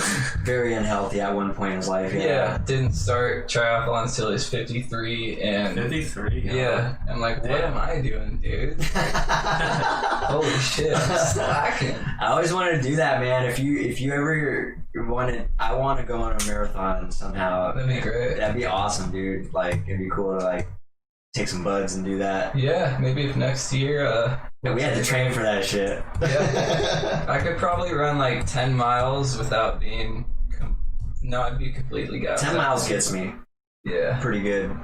You say 10 miles? 10 miles. I'm probably. I can't run 10 miles. I'm pretty burnt. I ran. When did I run? No, 7 miles was the most I ran a few months ago, or 6 months ago now, Nice. or wherever it was. You said That you was got a pretty track brutal. over there? There's a track next door. Yeah. I'm much better at sprinting than I am at long distance. I used to do long distance, so I guess we ran from Shelton to, Yeah. Like, you ran a few miles. and I used to run around Lake Limerick, which is 4.5 miles, 5 miles. Nice. So that was when I was You a take kid. long strides too, so I had to keep up. It took Can I more steps. take long strides? Yeah. Okay, I don't even remember. I like cycling a lot too. It's a lot easier on the joints. Yeah, that's what John Joseph's into big time. Yeah. Cycling. That's what I'm just getting Lily into. I took the training wheels off her bike, and I've only took her once up and down this. I realized it hurts my back, trying to hold bending over and walking for blocks, holding her thing from falling over. I'm like, all right, Malia, time out. You haven't let her fall? Nah, have I let her fall yet? No, it's too early for that. She's too reliant on me still. I'm like, assume I'm not here and balance, just focus on balance. I think I was 6 when I learned to ride a bike, and I just got on the bike and went and fell a couple of times, and I was like, all right, how can we fucking stop that from happening anymore? You know? Edgar has a softer way of saying selling, promoting. Yeah. Okay, I can get on board with that. Promoting. Yeah, it really is the same thing. It's just whatever You're projecting an idea. whatever euphemism you would like. Exactly, whatever label you want to put on it. Unfortunately, selling has the bad. It's a negative connotation to it. Yeah, it's got a dirty vibe to it. But you know, as long as you understand. We get what it is. But yeah, again, Edgar, I appreciate you. I appreciate Brandon for getting me where I need to be, because I can. Oh, that was actually. So we'll just skip right to that actually, because we usually have segments we're coming out with now. Okay. One of the segments we were doing is called the Contagious Combo. No audio. What? Hold up. Hold the phone. There's audio. That's real. Weird. Are you sure? There should be audio. Is it there now? Because if there's not, I know that's a connectivity issue. Can you hear me? Don't have any. There's no drop frames. So says It's definitely working. The audio's playing. Huh. This is funny. I'm like hiding this behind his head. How is it now, man? Can you hear us? The Inception. Creepy. That is trippy. It's back. Okay. So one of the Jim can hear us now. Okay, cool. I don't know what's going on, and we haven't done anything, so it just must be a connection issue. My leg's not touching that anymore, so. But what we were saying was we usually have segments, and we're not going to do that when we have a guest, but we are going to keep one segment, and we call it the Contagious Combo. And it's just about anything we picked that could be a thought-provoking topic to talk about. I have a couple of them, and since we're talking about veganism, I want to get your thoughts about, I heard Miley Cyrus just announced she's not vegan anymore. Yeah. And she's been promoting it for 6 years, I guess. Steve-O too. Steve-O too. Yeah, Steve-O eats fish now. What is your thoughts? Because I'm much more upset about Steve-O than Miley, dude. I'm pretty harsh about people that convert back. Yeah. What are your thoughts when you hear Miley Cyrus and Steve-O reconverting, if you will? I'm not that concerned with their personal choices. They can do whatever they want, but I don't appreciate people promoting that it's not a livable diet or lifestyle. Right. Because it's been done time and time again, and they just happen to have their own troubles, and now they're bad-mouthing it. I don't think Steve-O's been bad-mouthing as much, but he says he's been getting more fish and omega-3s and stuff for some reason. You can definitely get omega-3s on a vegan diet, though. Yeah, that's what I'm saying. Yeah, that's the most common thing I'm hearing too. And also Timothy Sheaf, he was one that converted. I don't know if you remember who he is. I heard about him, yeah. I think it comes more to people maybe just missing meat, you know? Yeah, which I miss the taste of meat, but I realized it was just flavors and seasoning. Yeah, I mean, seafood, you know, well-cooked shrimp and all that stuff, I could really get down on, but with all the pollutants in the ocean and everything, I don't really trust what I'm putting in. Here's the thing, this is why I'm a bit harsh, and I don't understand this. So, there's a lot of reasons why I'm staying vegan, but the part I don't understand is disregarding that you're a part of a mass suffering organization now. Yeah. You are contributing to this now, and so that part I don't get my all I hear from these three individuals we're talking about is normally what they say is, well, I just found out it's actually what's right for me.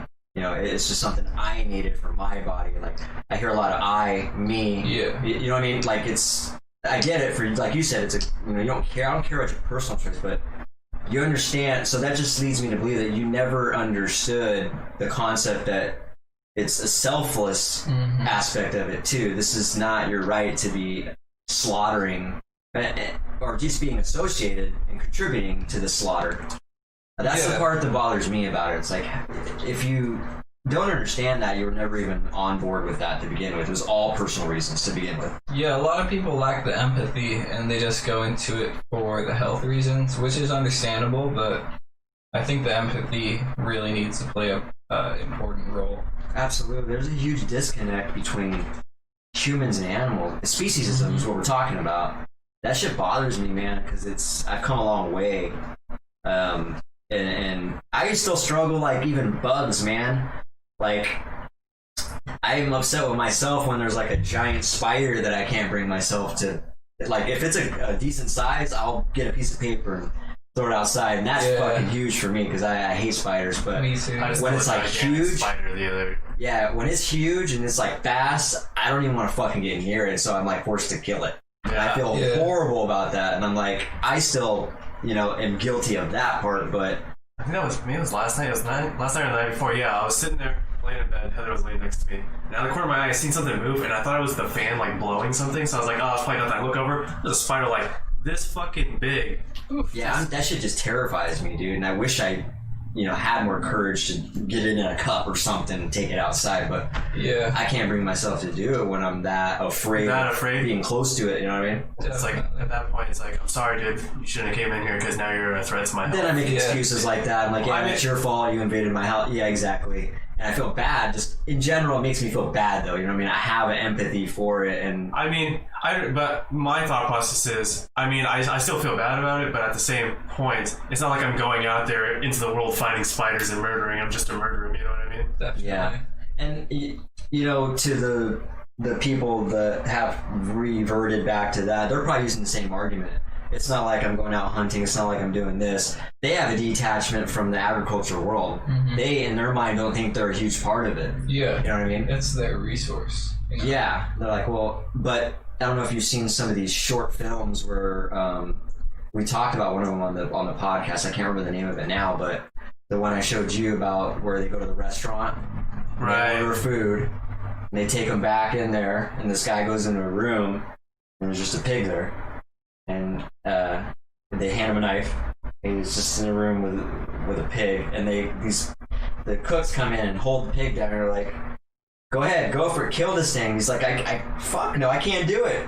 And they ended up doing it for him, and then just fast forward to him sitting at the table staring at the slab of meat, and it's just like, that puts it in perspective. It's like, if you had to do it yourself, you absolutely would not be doing it, and so it's easy to disconnect yourself from that. Yeah, if you don't see it. Huge disconnect. Was that Gay Ferrari's Finest Dines Drive-Ins? No, God, I can't remember. I have to look at my notes. I wrote it down. There's two of them that were really good. There are two of them. Yeah, it's interesting at the restaurant when people order like burgers, no blood, steak, extra well done. And it's like, do you really like the steak or you just like the texture? Because you can get the texture somewhere else and even a better taste, maybe, Yeah. God, I forgot what other aspect I was going to say on that. The other thing is, that's the part that just bothers me, though, is just the huge disconnect. Edgar was, and this is such a long I'll read the whole thing, though. I keep hearing all about this on Joe Rogan, and it started getting me concerned with my foggy headedness associated with certain nutrition deficiencies. It says, I supplement iron, B12, and vitamin D, so the only thing that was left I could be deficient in was omegas. I went and bought a bottle of organic hemp oil. Does hemp oil have omegas in it? I guess it probably does. Yeah. And a bottle of organic flaxseed oil. Taking a tablespoon of both every day for the past week, and that would feel an increase in cognitive function. Nice. You can find so there's what is it? Is it EPA or APA or whatever? There's different types. So DHA is the one that's harder to get on a vegan diet, but you can get vegan DHA. Search on Amazon. I have it. I think you have it too. Remember I was talking about it? Yeah, you turned me on to it. Yeah, I take it every day now. Yeah, you can get vegan DHA online. And it's algae. It's algae based, so it's still based from the ocean. You just don't have to actually eat the fish for it. So. Yeah, you can get omegas from other sources. Yeah. I didn't know that, so definitely look into that, Edgar, because it might be so your body has to convert the other types of omegas into DHA, but this is if you take the DHA directly, then you don't have to worry about it if you're getting enough of the other ones to convert to enough DHA. Yeah, I honestly, I feel really good every day, man, and I drink. You're also one that turned me on to smoothies, dude. When I seen you drinking smoothies, I was like, that's because I was a poor beginner vegan. I didn't know where to start. I just knew I wanted to do it. I was like, I didn't really know how to start up. And then I seen you doing the smoothies, and I was like, that might be a great way, dude. And I remember picking your brain apart on it, and you said you felt good about it and shit. And I was like, it's a great way to just slam some fucking nutrients. And I've been doing it every single day, dude. Yeah, and it digests super well. Gets you all your nutrients. I've heard talks about not drinking them too fast because then all the nutrients don't get absorbed. But really? Also, I don't think you have a problem with that. I think the biggest thing with drinking them too fast is the amount of sugar because you're taking the fiber away from the sugar. You're kind of detaching them. Usually the sugar attaches to the fiber. Right. But everyone I've heard, like doctors talking about, they're like, drink it slower and like use a straw because also it's bad for your teeth. Nice. Yeah, that makes sense. So, but I mean, they're still good as long as you're not like fucking shotgunning a fucking. I think I do. I thought you carry them around with you though, don't you? Well, I make one in the morning. I make one for lunch if I go. Okay, so you do like shotgun 2 a day, yeah. Okay. And we're talking, like this size, 16 ounce, and they have the things you're talking about. I have hemp seed, cold milled, powdered, flax seed. What else? This protein and kale powder. Nice. And nutritional yeast and chia seed. And then I throw in spinach and kale. I have this every morning. It doesn't even deviate at all. Wow. It's been the same thing for a couple years solid. Well, you don't even put that much fruit into yours though, huh? No, I put a lot of fruit in it actually. Oh, do you? It's always a banana. And then the mixed fruit, the organic mixed fruit, which is like peaches and mangoes and strawberries and shit. Yeah, the seeds probably help you because it thickens it up, but you know what I mean. But it's good. It's tasty, man. It's taken me a while to find to get that perfect mix. You know what I mean? I agree. We should start shotgunning on walls and parties.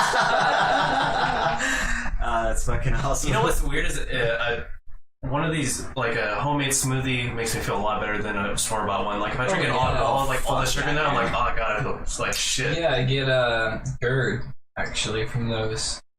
Yeah? Yeah. What's that? Gastro reflux disease or whatever. Oh, yeah.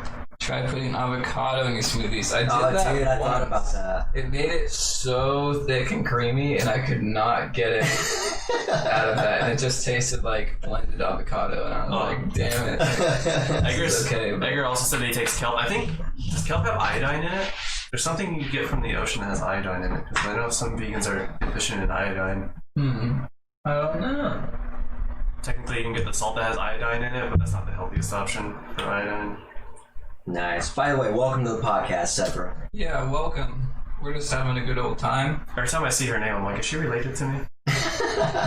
Yeah, same last name is. You probably noticed there's a lot of Barretts in the comments. The weird thing is, I think my grandpa has like 11 siblings, so my extended family is so big that she very well could be very distantly related, like fourth cousins or some shit, That's funny.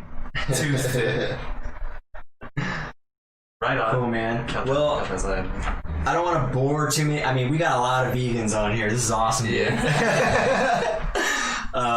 But there are a few other things I wanted to touch base with you. Let's touch base. Yeah, let's talk about Upsleep, man. You talked about it earlier. What's going on, man? You guys trying to get it back going or what? Yeah, boy. Dude, by the way, Upsleep is like one of my favorite local bands, by the way. Thank you. I love that sound. I appreciate that a lot. Like, truly, dude. Yeah, I like them too. You know what I really like back in the day? I don't know if you guys still do this thing, but when they were playing live, you guys would be playing live, and you guys would sing a cappella without mics, just over the music. Yeah, we still do that. That shit was cool. Hey, I like that part. We're having a hell of a time getting the band together for a while. Bert moved to Tacoma, divorced his wife, moved to Portland, and then he's just been chilling there. And actually, I don't really know what went on in Tacoma, but he ended up going to Portland, and then we've been egging him on to try to come jam, and he came and jammed today, and it was amazing. And yeah, I haven't had any full band jams in way too long, so it was really nice to get back and make some good noise. That's cool. You guys are just the 3-piece? Me, Derek, Dustin, and Bert. Oh, there's 4? Yeah. Did there used to be 3? No. There's always been 4? Yeah. I just have shit memory then. Yeah. We're trying to do every Wednesday now and hopefully get some shows together, maybe for Halloween parties or whatever, but Dude, yeah, I'm down. I've been reaching too. I think we're gonna do a home show here pretty soon. Awesome, yeah, keep in touch for sure. We got to, man. There's just with all this shit going on, we Yeah. gotta do something. What else are we gonna do? Yeah, gotta have that live vibe, you know? Yeah, I miss it so much. By the way, I can't get my eyes off of Sethra's comment. She said she likes them thick. Alright, duly noted. Family reunion, she likes thick. No, she's saying no family, like we're not related. Oh, It's the smoothies. yeah. Oh, thick smoothies. Got it. Oh, that's funny. All my family reunions are thick. I don't think mine are. Yeah, we're too spread out. We don't really do family reunions anymore. We used to, you know what I mean? Like, Yeah. Grandma used to bring Milo and Laura in the camper every year, you know? We love The old this camper. bitch. We'd meet up with all my siblings and shit. And Yeah, it's phasing out, man. Especially with right now, everybody's trying to distance, you know. But dude, that makes me excited. I hope you guys really get the Upsleep band going again. Me too, man. dude. It's one of my favorite bands to play in ever because I can just focus on the bass and pouring all my emotion into that, you know. Yeah, And I try to use my fingers a lot more, so like each strum with my finger there's intention behind it, you know. is that a more recent kind of thing you've been doing? Because I think I remember you playing mostly with a pick back in the day, right? I would play a pick for a couple songs that were a little too tricky, that like jumped up and down the strings, but for the most part, I was trying to stick with the finger. Yeah, I guess that's because I also seen you mostly in Primordial, so you definitely could play most of that shit. Primordial. Yeah. Oh, yeah. Go ahead. fuck, dude, you gotta be real good if you're doing shit like that. Yeah, it takes a lot of practice, and I'm a bit of a lazy boy. So. That's okay. I there's many techniques I've not stepped up to the plate on either. Yeah. I haven't really, stayed in the back of the classroom on. It's just I haven't really forced myself to indulge in it. Some techniques are like so hard that you have to like sit there. It takes time. Before you have to invest so much time before you can even do it at like a regular level. I know. I was sitting there jamming with Caleb, and he was like, "You gotta learn the A major or E major scale, man. You'll know exactly where to go and everything." I was like, "That sounds great, but when am I gonna sit down and do that?" The E major? I think so. Okay, E major is kind of a weird scale to learn. I think what you should learn is a circle of fifths. That's actually a really cool way to learn your scales. I looked at it a little bit. I didn't even understand what the circle of fifths meant until like 10 years after I initially learned what it was. It's I was like I groups just, of threes, right? no, so it's basically like you have the C major scale, right? The C major scale has no sharps in it, and then if you move up a fifth from C to G, so the G to the G major scale, it'll have one sharp in it, Okay. and then you move from a fifth up from G to D, it'll have two sharps in it. So so like if, for instance, if you look at like some sheet music, right? You know how it'll show like sharps on the very left when you first get onto it. Basically, that's how they tell what key it is. Basically, if it had two sharps written there, that would mean it's in the key of D major. That's how you will recognize that. Yeah, it's way over my head, man. Yeah, it's a lot of stuff, but it's pretty cool once you learn it because it allows you to kind of just go anywhere around the neck and play whatever. Definitely. Oh, by the way, I had an epiphany. Yeah. Back on the vegan thing really quick. So I'm actually going to be vegan next month, 5 years. So that's how I know it's been 5 years now since we were living at Holy that fuck. place. Isn't that crazy? Wow. Yeah, because I was like, I know it's... How long ago was that? We were just guessing 5 years, and now I know it's exactly 5 years because next month is 5 years for me. That's pretty crazy. That doesn't seem that long ago. Yeah, now time flies, man. Like we were saying, these last 5 years, particularly for me and you, it sounds like just so much has gone on. Yeah, a lot of chaos, a lot of good. That whole Walmart time in Lacey was insane. How old are you now, Brent? Are you 26? I'm 24, I'll be 25 in November. I guessed that completely wrong. It's all good. We were just like taking dabs on breaks and cracking beers and taking Xanax at work and doing not good things, really. Yikes. But we were still kicking ass. We were getting a lot done, which was good. But Taking Xannies at work and shit. It could be good for productivity maybe at times, but yeah, definitely not good for other things. It was more bad. It Yeah. comes with it for sure. every morning we were getting up, drinking smoothies, having quinoa Buddha bowls going on. Yeah, that always So weirded me we're out like- about you guys. You guys are like, dude, we're vegan. It's really healthy and nice. And then you guys are like doing drugs. I'm like, this doesn't Yeah. make any sense. Yeah. Like, I don't get this. It's a pendulum we tried to keep balanced. That's fucking awesome, dude. All right, so let me see, man. What do you? Which questions do I want to bump up here since we're running out of time? Future plans, plugs. I got. Yeah. What's your? I mean, those are definitely a question. I was asking. Well, what are you listening to these days? That was a question I had. Ooh. I just picked up a Marvin Gaye record from Walmart. Dude, I can get down on Like some a oldies. Dude. vinyl? I fucking love oldies. I just got my vinyl set up in my new room. Nice. So I was listening to Marvin Gaye yesterday. I've been listening to a little bit more sad stuff recently, some kind of punk stuff too. Nice. Instrumental music, really all kinds of stuff. I've been trying to listen to newer bands because I want to keep up to date. Drug Church is a really great new band. I really love They're like hardcore but pretty melodic too. it. Okay. That's like a hard to 90s find feel. new bands. I got plenty I can send you if you want. Definitely do. Cool. What a great name too, Drug Church. Yeah. I think they're all straight edge too, which is Really? yeah. That's awesome. That's Yeah. cool, man. I can respect the oldies, man. I grew up on oldies. My mom listened to nothing but oldies, and so a lot of Nice. time riding in the cars, Yeah. like Stevie Wonder, Marvin Gaye, Van Morrison, all that Nice. shit, man. Yeah, Jackie yeah. Wilson. Michael Jackson in there. Big Star. I don't know. Never heard of them. No. That 70s show theme song. Oh, That's one of those. Wisconsin one. Yeah. We're all right. Yeah. Nice. Yeah, they're great. Okay, that's cool, man. Let's see. So I'm gonna limit it down to this one. They were not oldies. Well, they're oldies now. You know, getting old, Grandpa. What is your thoughts on this year, man? Like with This year. first it's Corona, next it's the protests and all this Yeah. violence. Now we got Yeah. the smoke. Is it like what is going on, man? So, at first, I guess what hit us first, COVID, and I was still at the temple, and pretty much all our services shut down, so I couldn't distribute books. I couldn't go on Harinam, which is dancing and singing on the streets. It really just imposed on your lifestyle, Yeah, people as it couldn't does everybody. Yeah. come to the temple. Sunday feast, we'd have like 200, 300 people we'd feed and everything, and it was beautiful. Meet a bunch of new people. Couldn't have that anymore, so I was just sitting in the ashram for like 6 to 8 hours a day, really reading and meditating and trying not to get on my phone.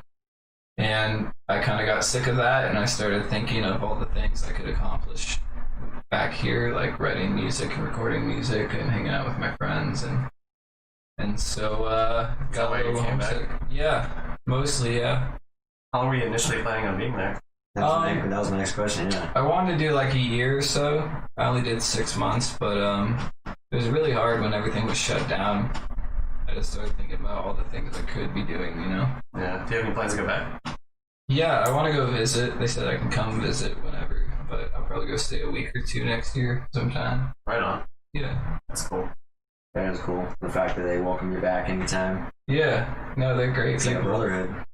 It's interesting. Is there girls there too? Sisterhood too? Yeah, they don't stay in the same ashram though. But they participate. You guys all Yeah, it's participate. like a celibacy thing. Nice. So yeah, everyone like they call it anartas, or like anarta is a Sanskrit word for I don't know, misgivings or something. So when you're around all the spiritual people who practice spirituality every day, you start to notice like, wow, this person's really humble, or this person deals with that really well, or whatever. And then it's like a mirror on yourself, and you start realizing, oh, I'm super conceited, or I'm selfish, or whatever. Yeah. And then you start feeling really bad about yourself, and then you start working on that stuff. And that's kind of where I was working on all that stuff. And I got to a point where I felt confident enough to where I can handle it on my own as well as with everything being shut down. So I think I'm safe enough to go back into the material world. Nice. Yeah. That gets me actually kind of segues into one of my other questions, which was actually one of the other contagious combos topics that I had, and that's like during all this time, there's like a couple ways people can be handling this. They can really they can go inward, or they can really submerge yourself even deeper into the social media. I think there's a lot of bad things that this pandemic and this social isolation that's happening is playing a big part of. Like, you personally, what are you using this time for? Are you using it to get better at anything? I think I know a lot of your answers. I think, are you using it to self-improve, or what are you taking this time to do? Yeah, I've been trying to do a lot more reading, more meditating.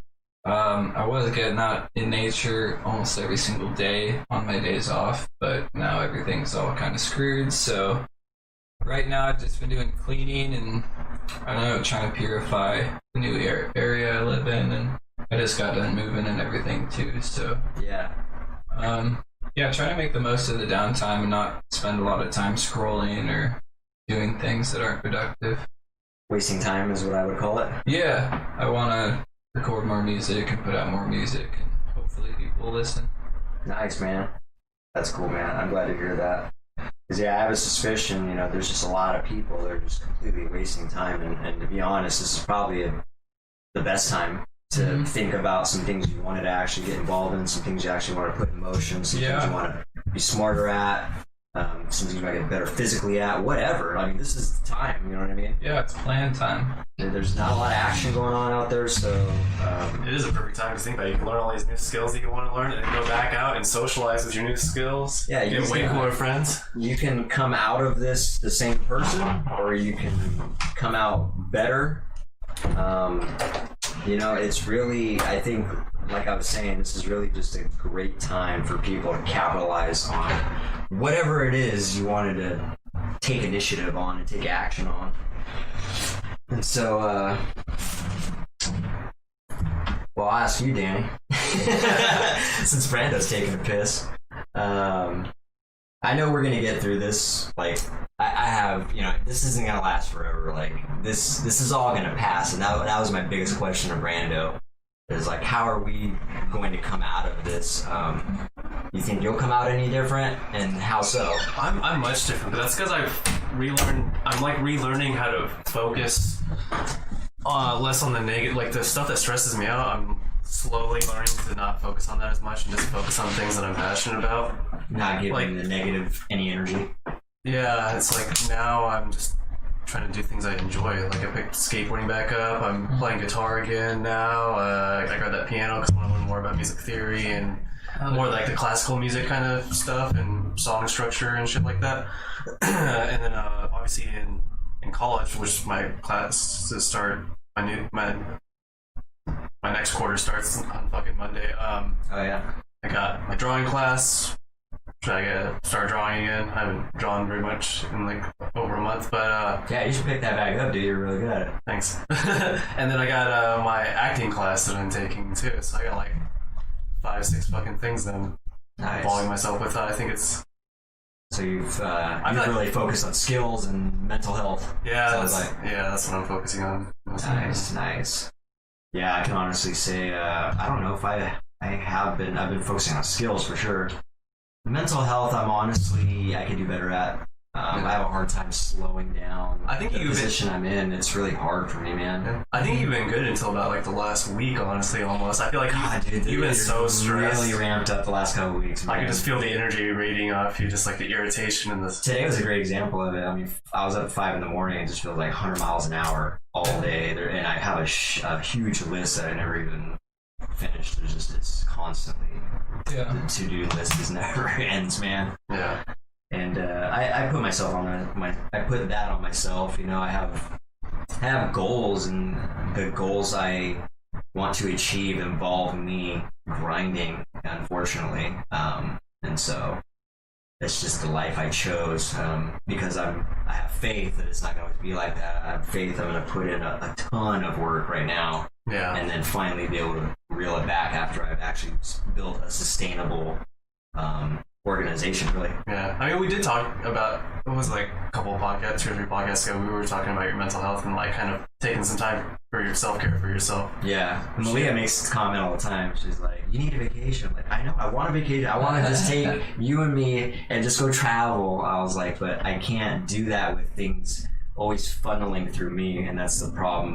That's the position you're in when you're starting businesses and things like that. Everything's got to go through you until you expand to where you actually delegate all these things out to where you can actually step away and trust that things are going to get done properly. So it's really tough. It was interesting. When you say, how do you think, are you talking about like how people are going to come at it? That's how I was going to do it. How are people going to come out of this? Yeah, how do you think most people are going to come out? I personally think a lot of people are going to come out worse. Because we're already socially detached with this. And so people, and that was one of my rants actually, is the fact that people can't follow any directions. Part of that is because they are detached from interaction, you know? And so, I mean, here's an example. Like, I put out a Craigslist ad, and at the very bottom it says, do not text, do not email, and I've got tons of emails on it, or texts, I mean. They're like, hey, asking about the position. Like, okay, you clearly can't follow the directions I've put on there. Yeah. I don't know what that is. Is that part of just social and awareness? Like, it's being afraid to interact with people? Like, the new interaction is through texts and stuff, and people are afraid to actually talk to people. Well, here's the thing. I think that a lot of people are trained. Like, people always told me this when I'm like, how do you get a fucking job? When I'm like having a hard time getting jobs. It's like, just be persistent and be kind of annoying about it. Maybe they're doing that to you. They're like, he said not to text him, but if I do text him, I can get directly to him.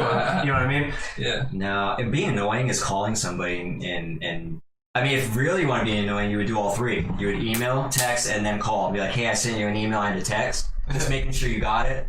You know what I mean? Like, that's my version of being annoying. Mm-hmm. And I do this very often. When I want something done, I will email multiple times, and then I will call them and say, hey, just making sure I sent you a couple emails. I want to make sure it didn't go into the radar, check your spam, whatever. Like, I'm here connecting, and then it really just moves the ball forward quite a bit.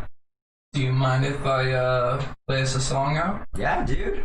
Cool. Oh, yeah. Do it. You got, you got gear? I don't. You want to use the acoustic? Yeah. Sure. Yeah. You want to grab it, Ben? I will snag it, yeah. You have a better exit than I do. Absolutely. Thanks. Hell yeah. You got my the tuner should be down there. My guitar's down there either way, so it's on one of those. I think it's in tune though. So 100 messages. Wow. It's getting more consistent, you know. When we were first starting, I say for maybe the first 20 to ish episodes, we were getting like maybe 20 messages a stream. I thought you never asked. Yeah. Okay. Yeah. Switch out your way a little bit. Kind of old strings, but it still's got a good low. You said you had new strings? Huh? Yeah, you said you had new strings? I do, but not on the guitar. Not the string that sometimes one of us will. I have the strings, yeah, I just haven't put them on.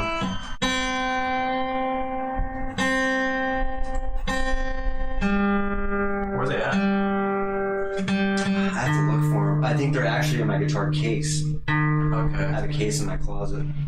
Okay, yeah, we should find those, because I could do it tonight, because I actually kind of want to play the acoustic, because I can only play my guitar and drop tuning because of the Floyd Rose, so I can't just switch it back and forth, you know what I mean? So Yeah. it'd be nice to play my other stuff on here. Did Jim already get out of here? If you're still there, good night, Jim. I think he was just expecting us to end the podcast right now, you know? Oh, yeah. We're going an extra few minutes, guys. We're gonna go a couple extra minutes, yeah, I want to hear a ditty. We're in overtime.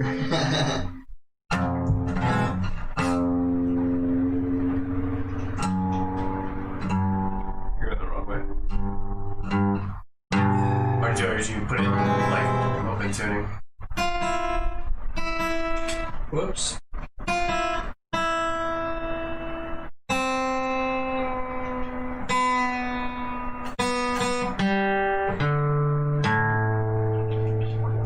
Just trying to make it standard.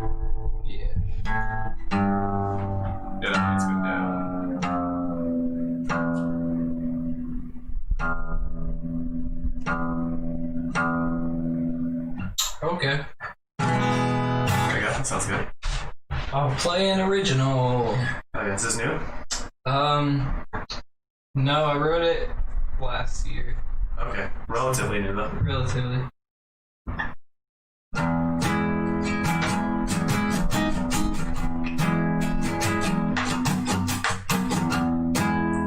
You're stalling and whimpering, wondering when they come out cold. No one is listening. It's 3:45 a.m.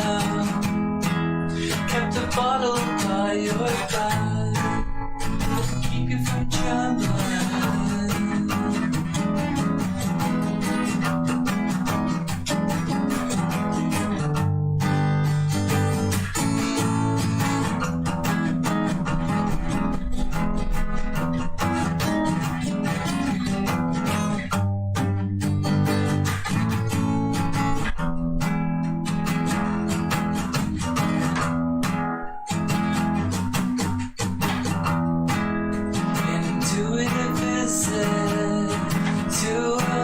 Not so different. What you're familiar with. Time is a prison, holding all of us captive. No one is listening. It seems never ending. 'Cause no one is listening.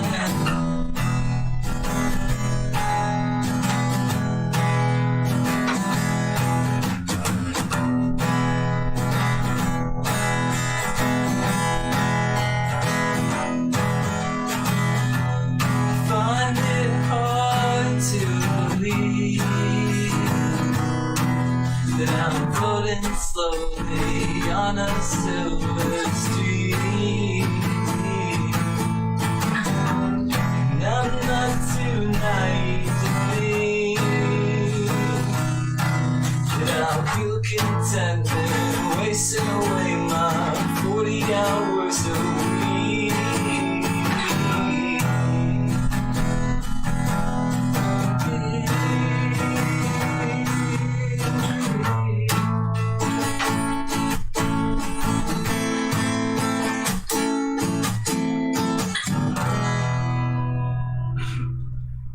Very nice. I like that outro. Also, I like that jazzy section you put there in the middle. Yeah. Jazzy with those. Yeah, that Nice part's little chord arrangement. Yeah. Looks like a little fucking finger twister, too.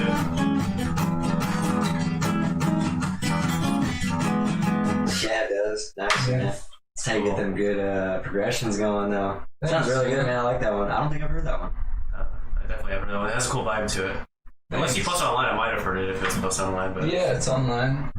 Probably my most popular. Oh, is it? Maybe I have heard it then. My voice has been shit today. I'm not sure if it's because Smoky outside, you're Yeah. also smoking on top of that, so. yeah.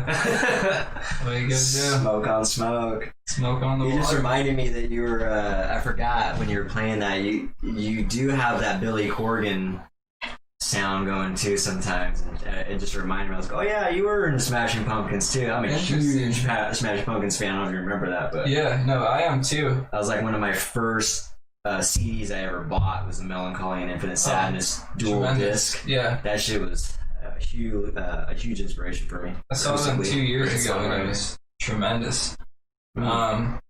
I forgot, yeah, I was jealous of that, man. Yeah. Good for you though, man. I sending you all the eggplants, so. Wow. Eggplants and hearts. Okay. Any Nice. closing statements? No, man, it was really, it's been good, man, chatting with you. Like I said, it's been too long, dude. We just gotta stay in touch with just the world moving so fast and shit. We just need to carve out time to hang out, get some buds together. Yeah.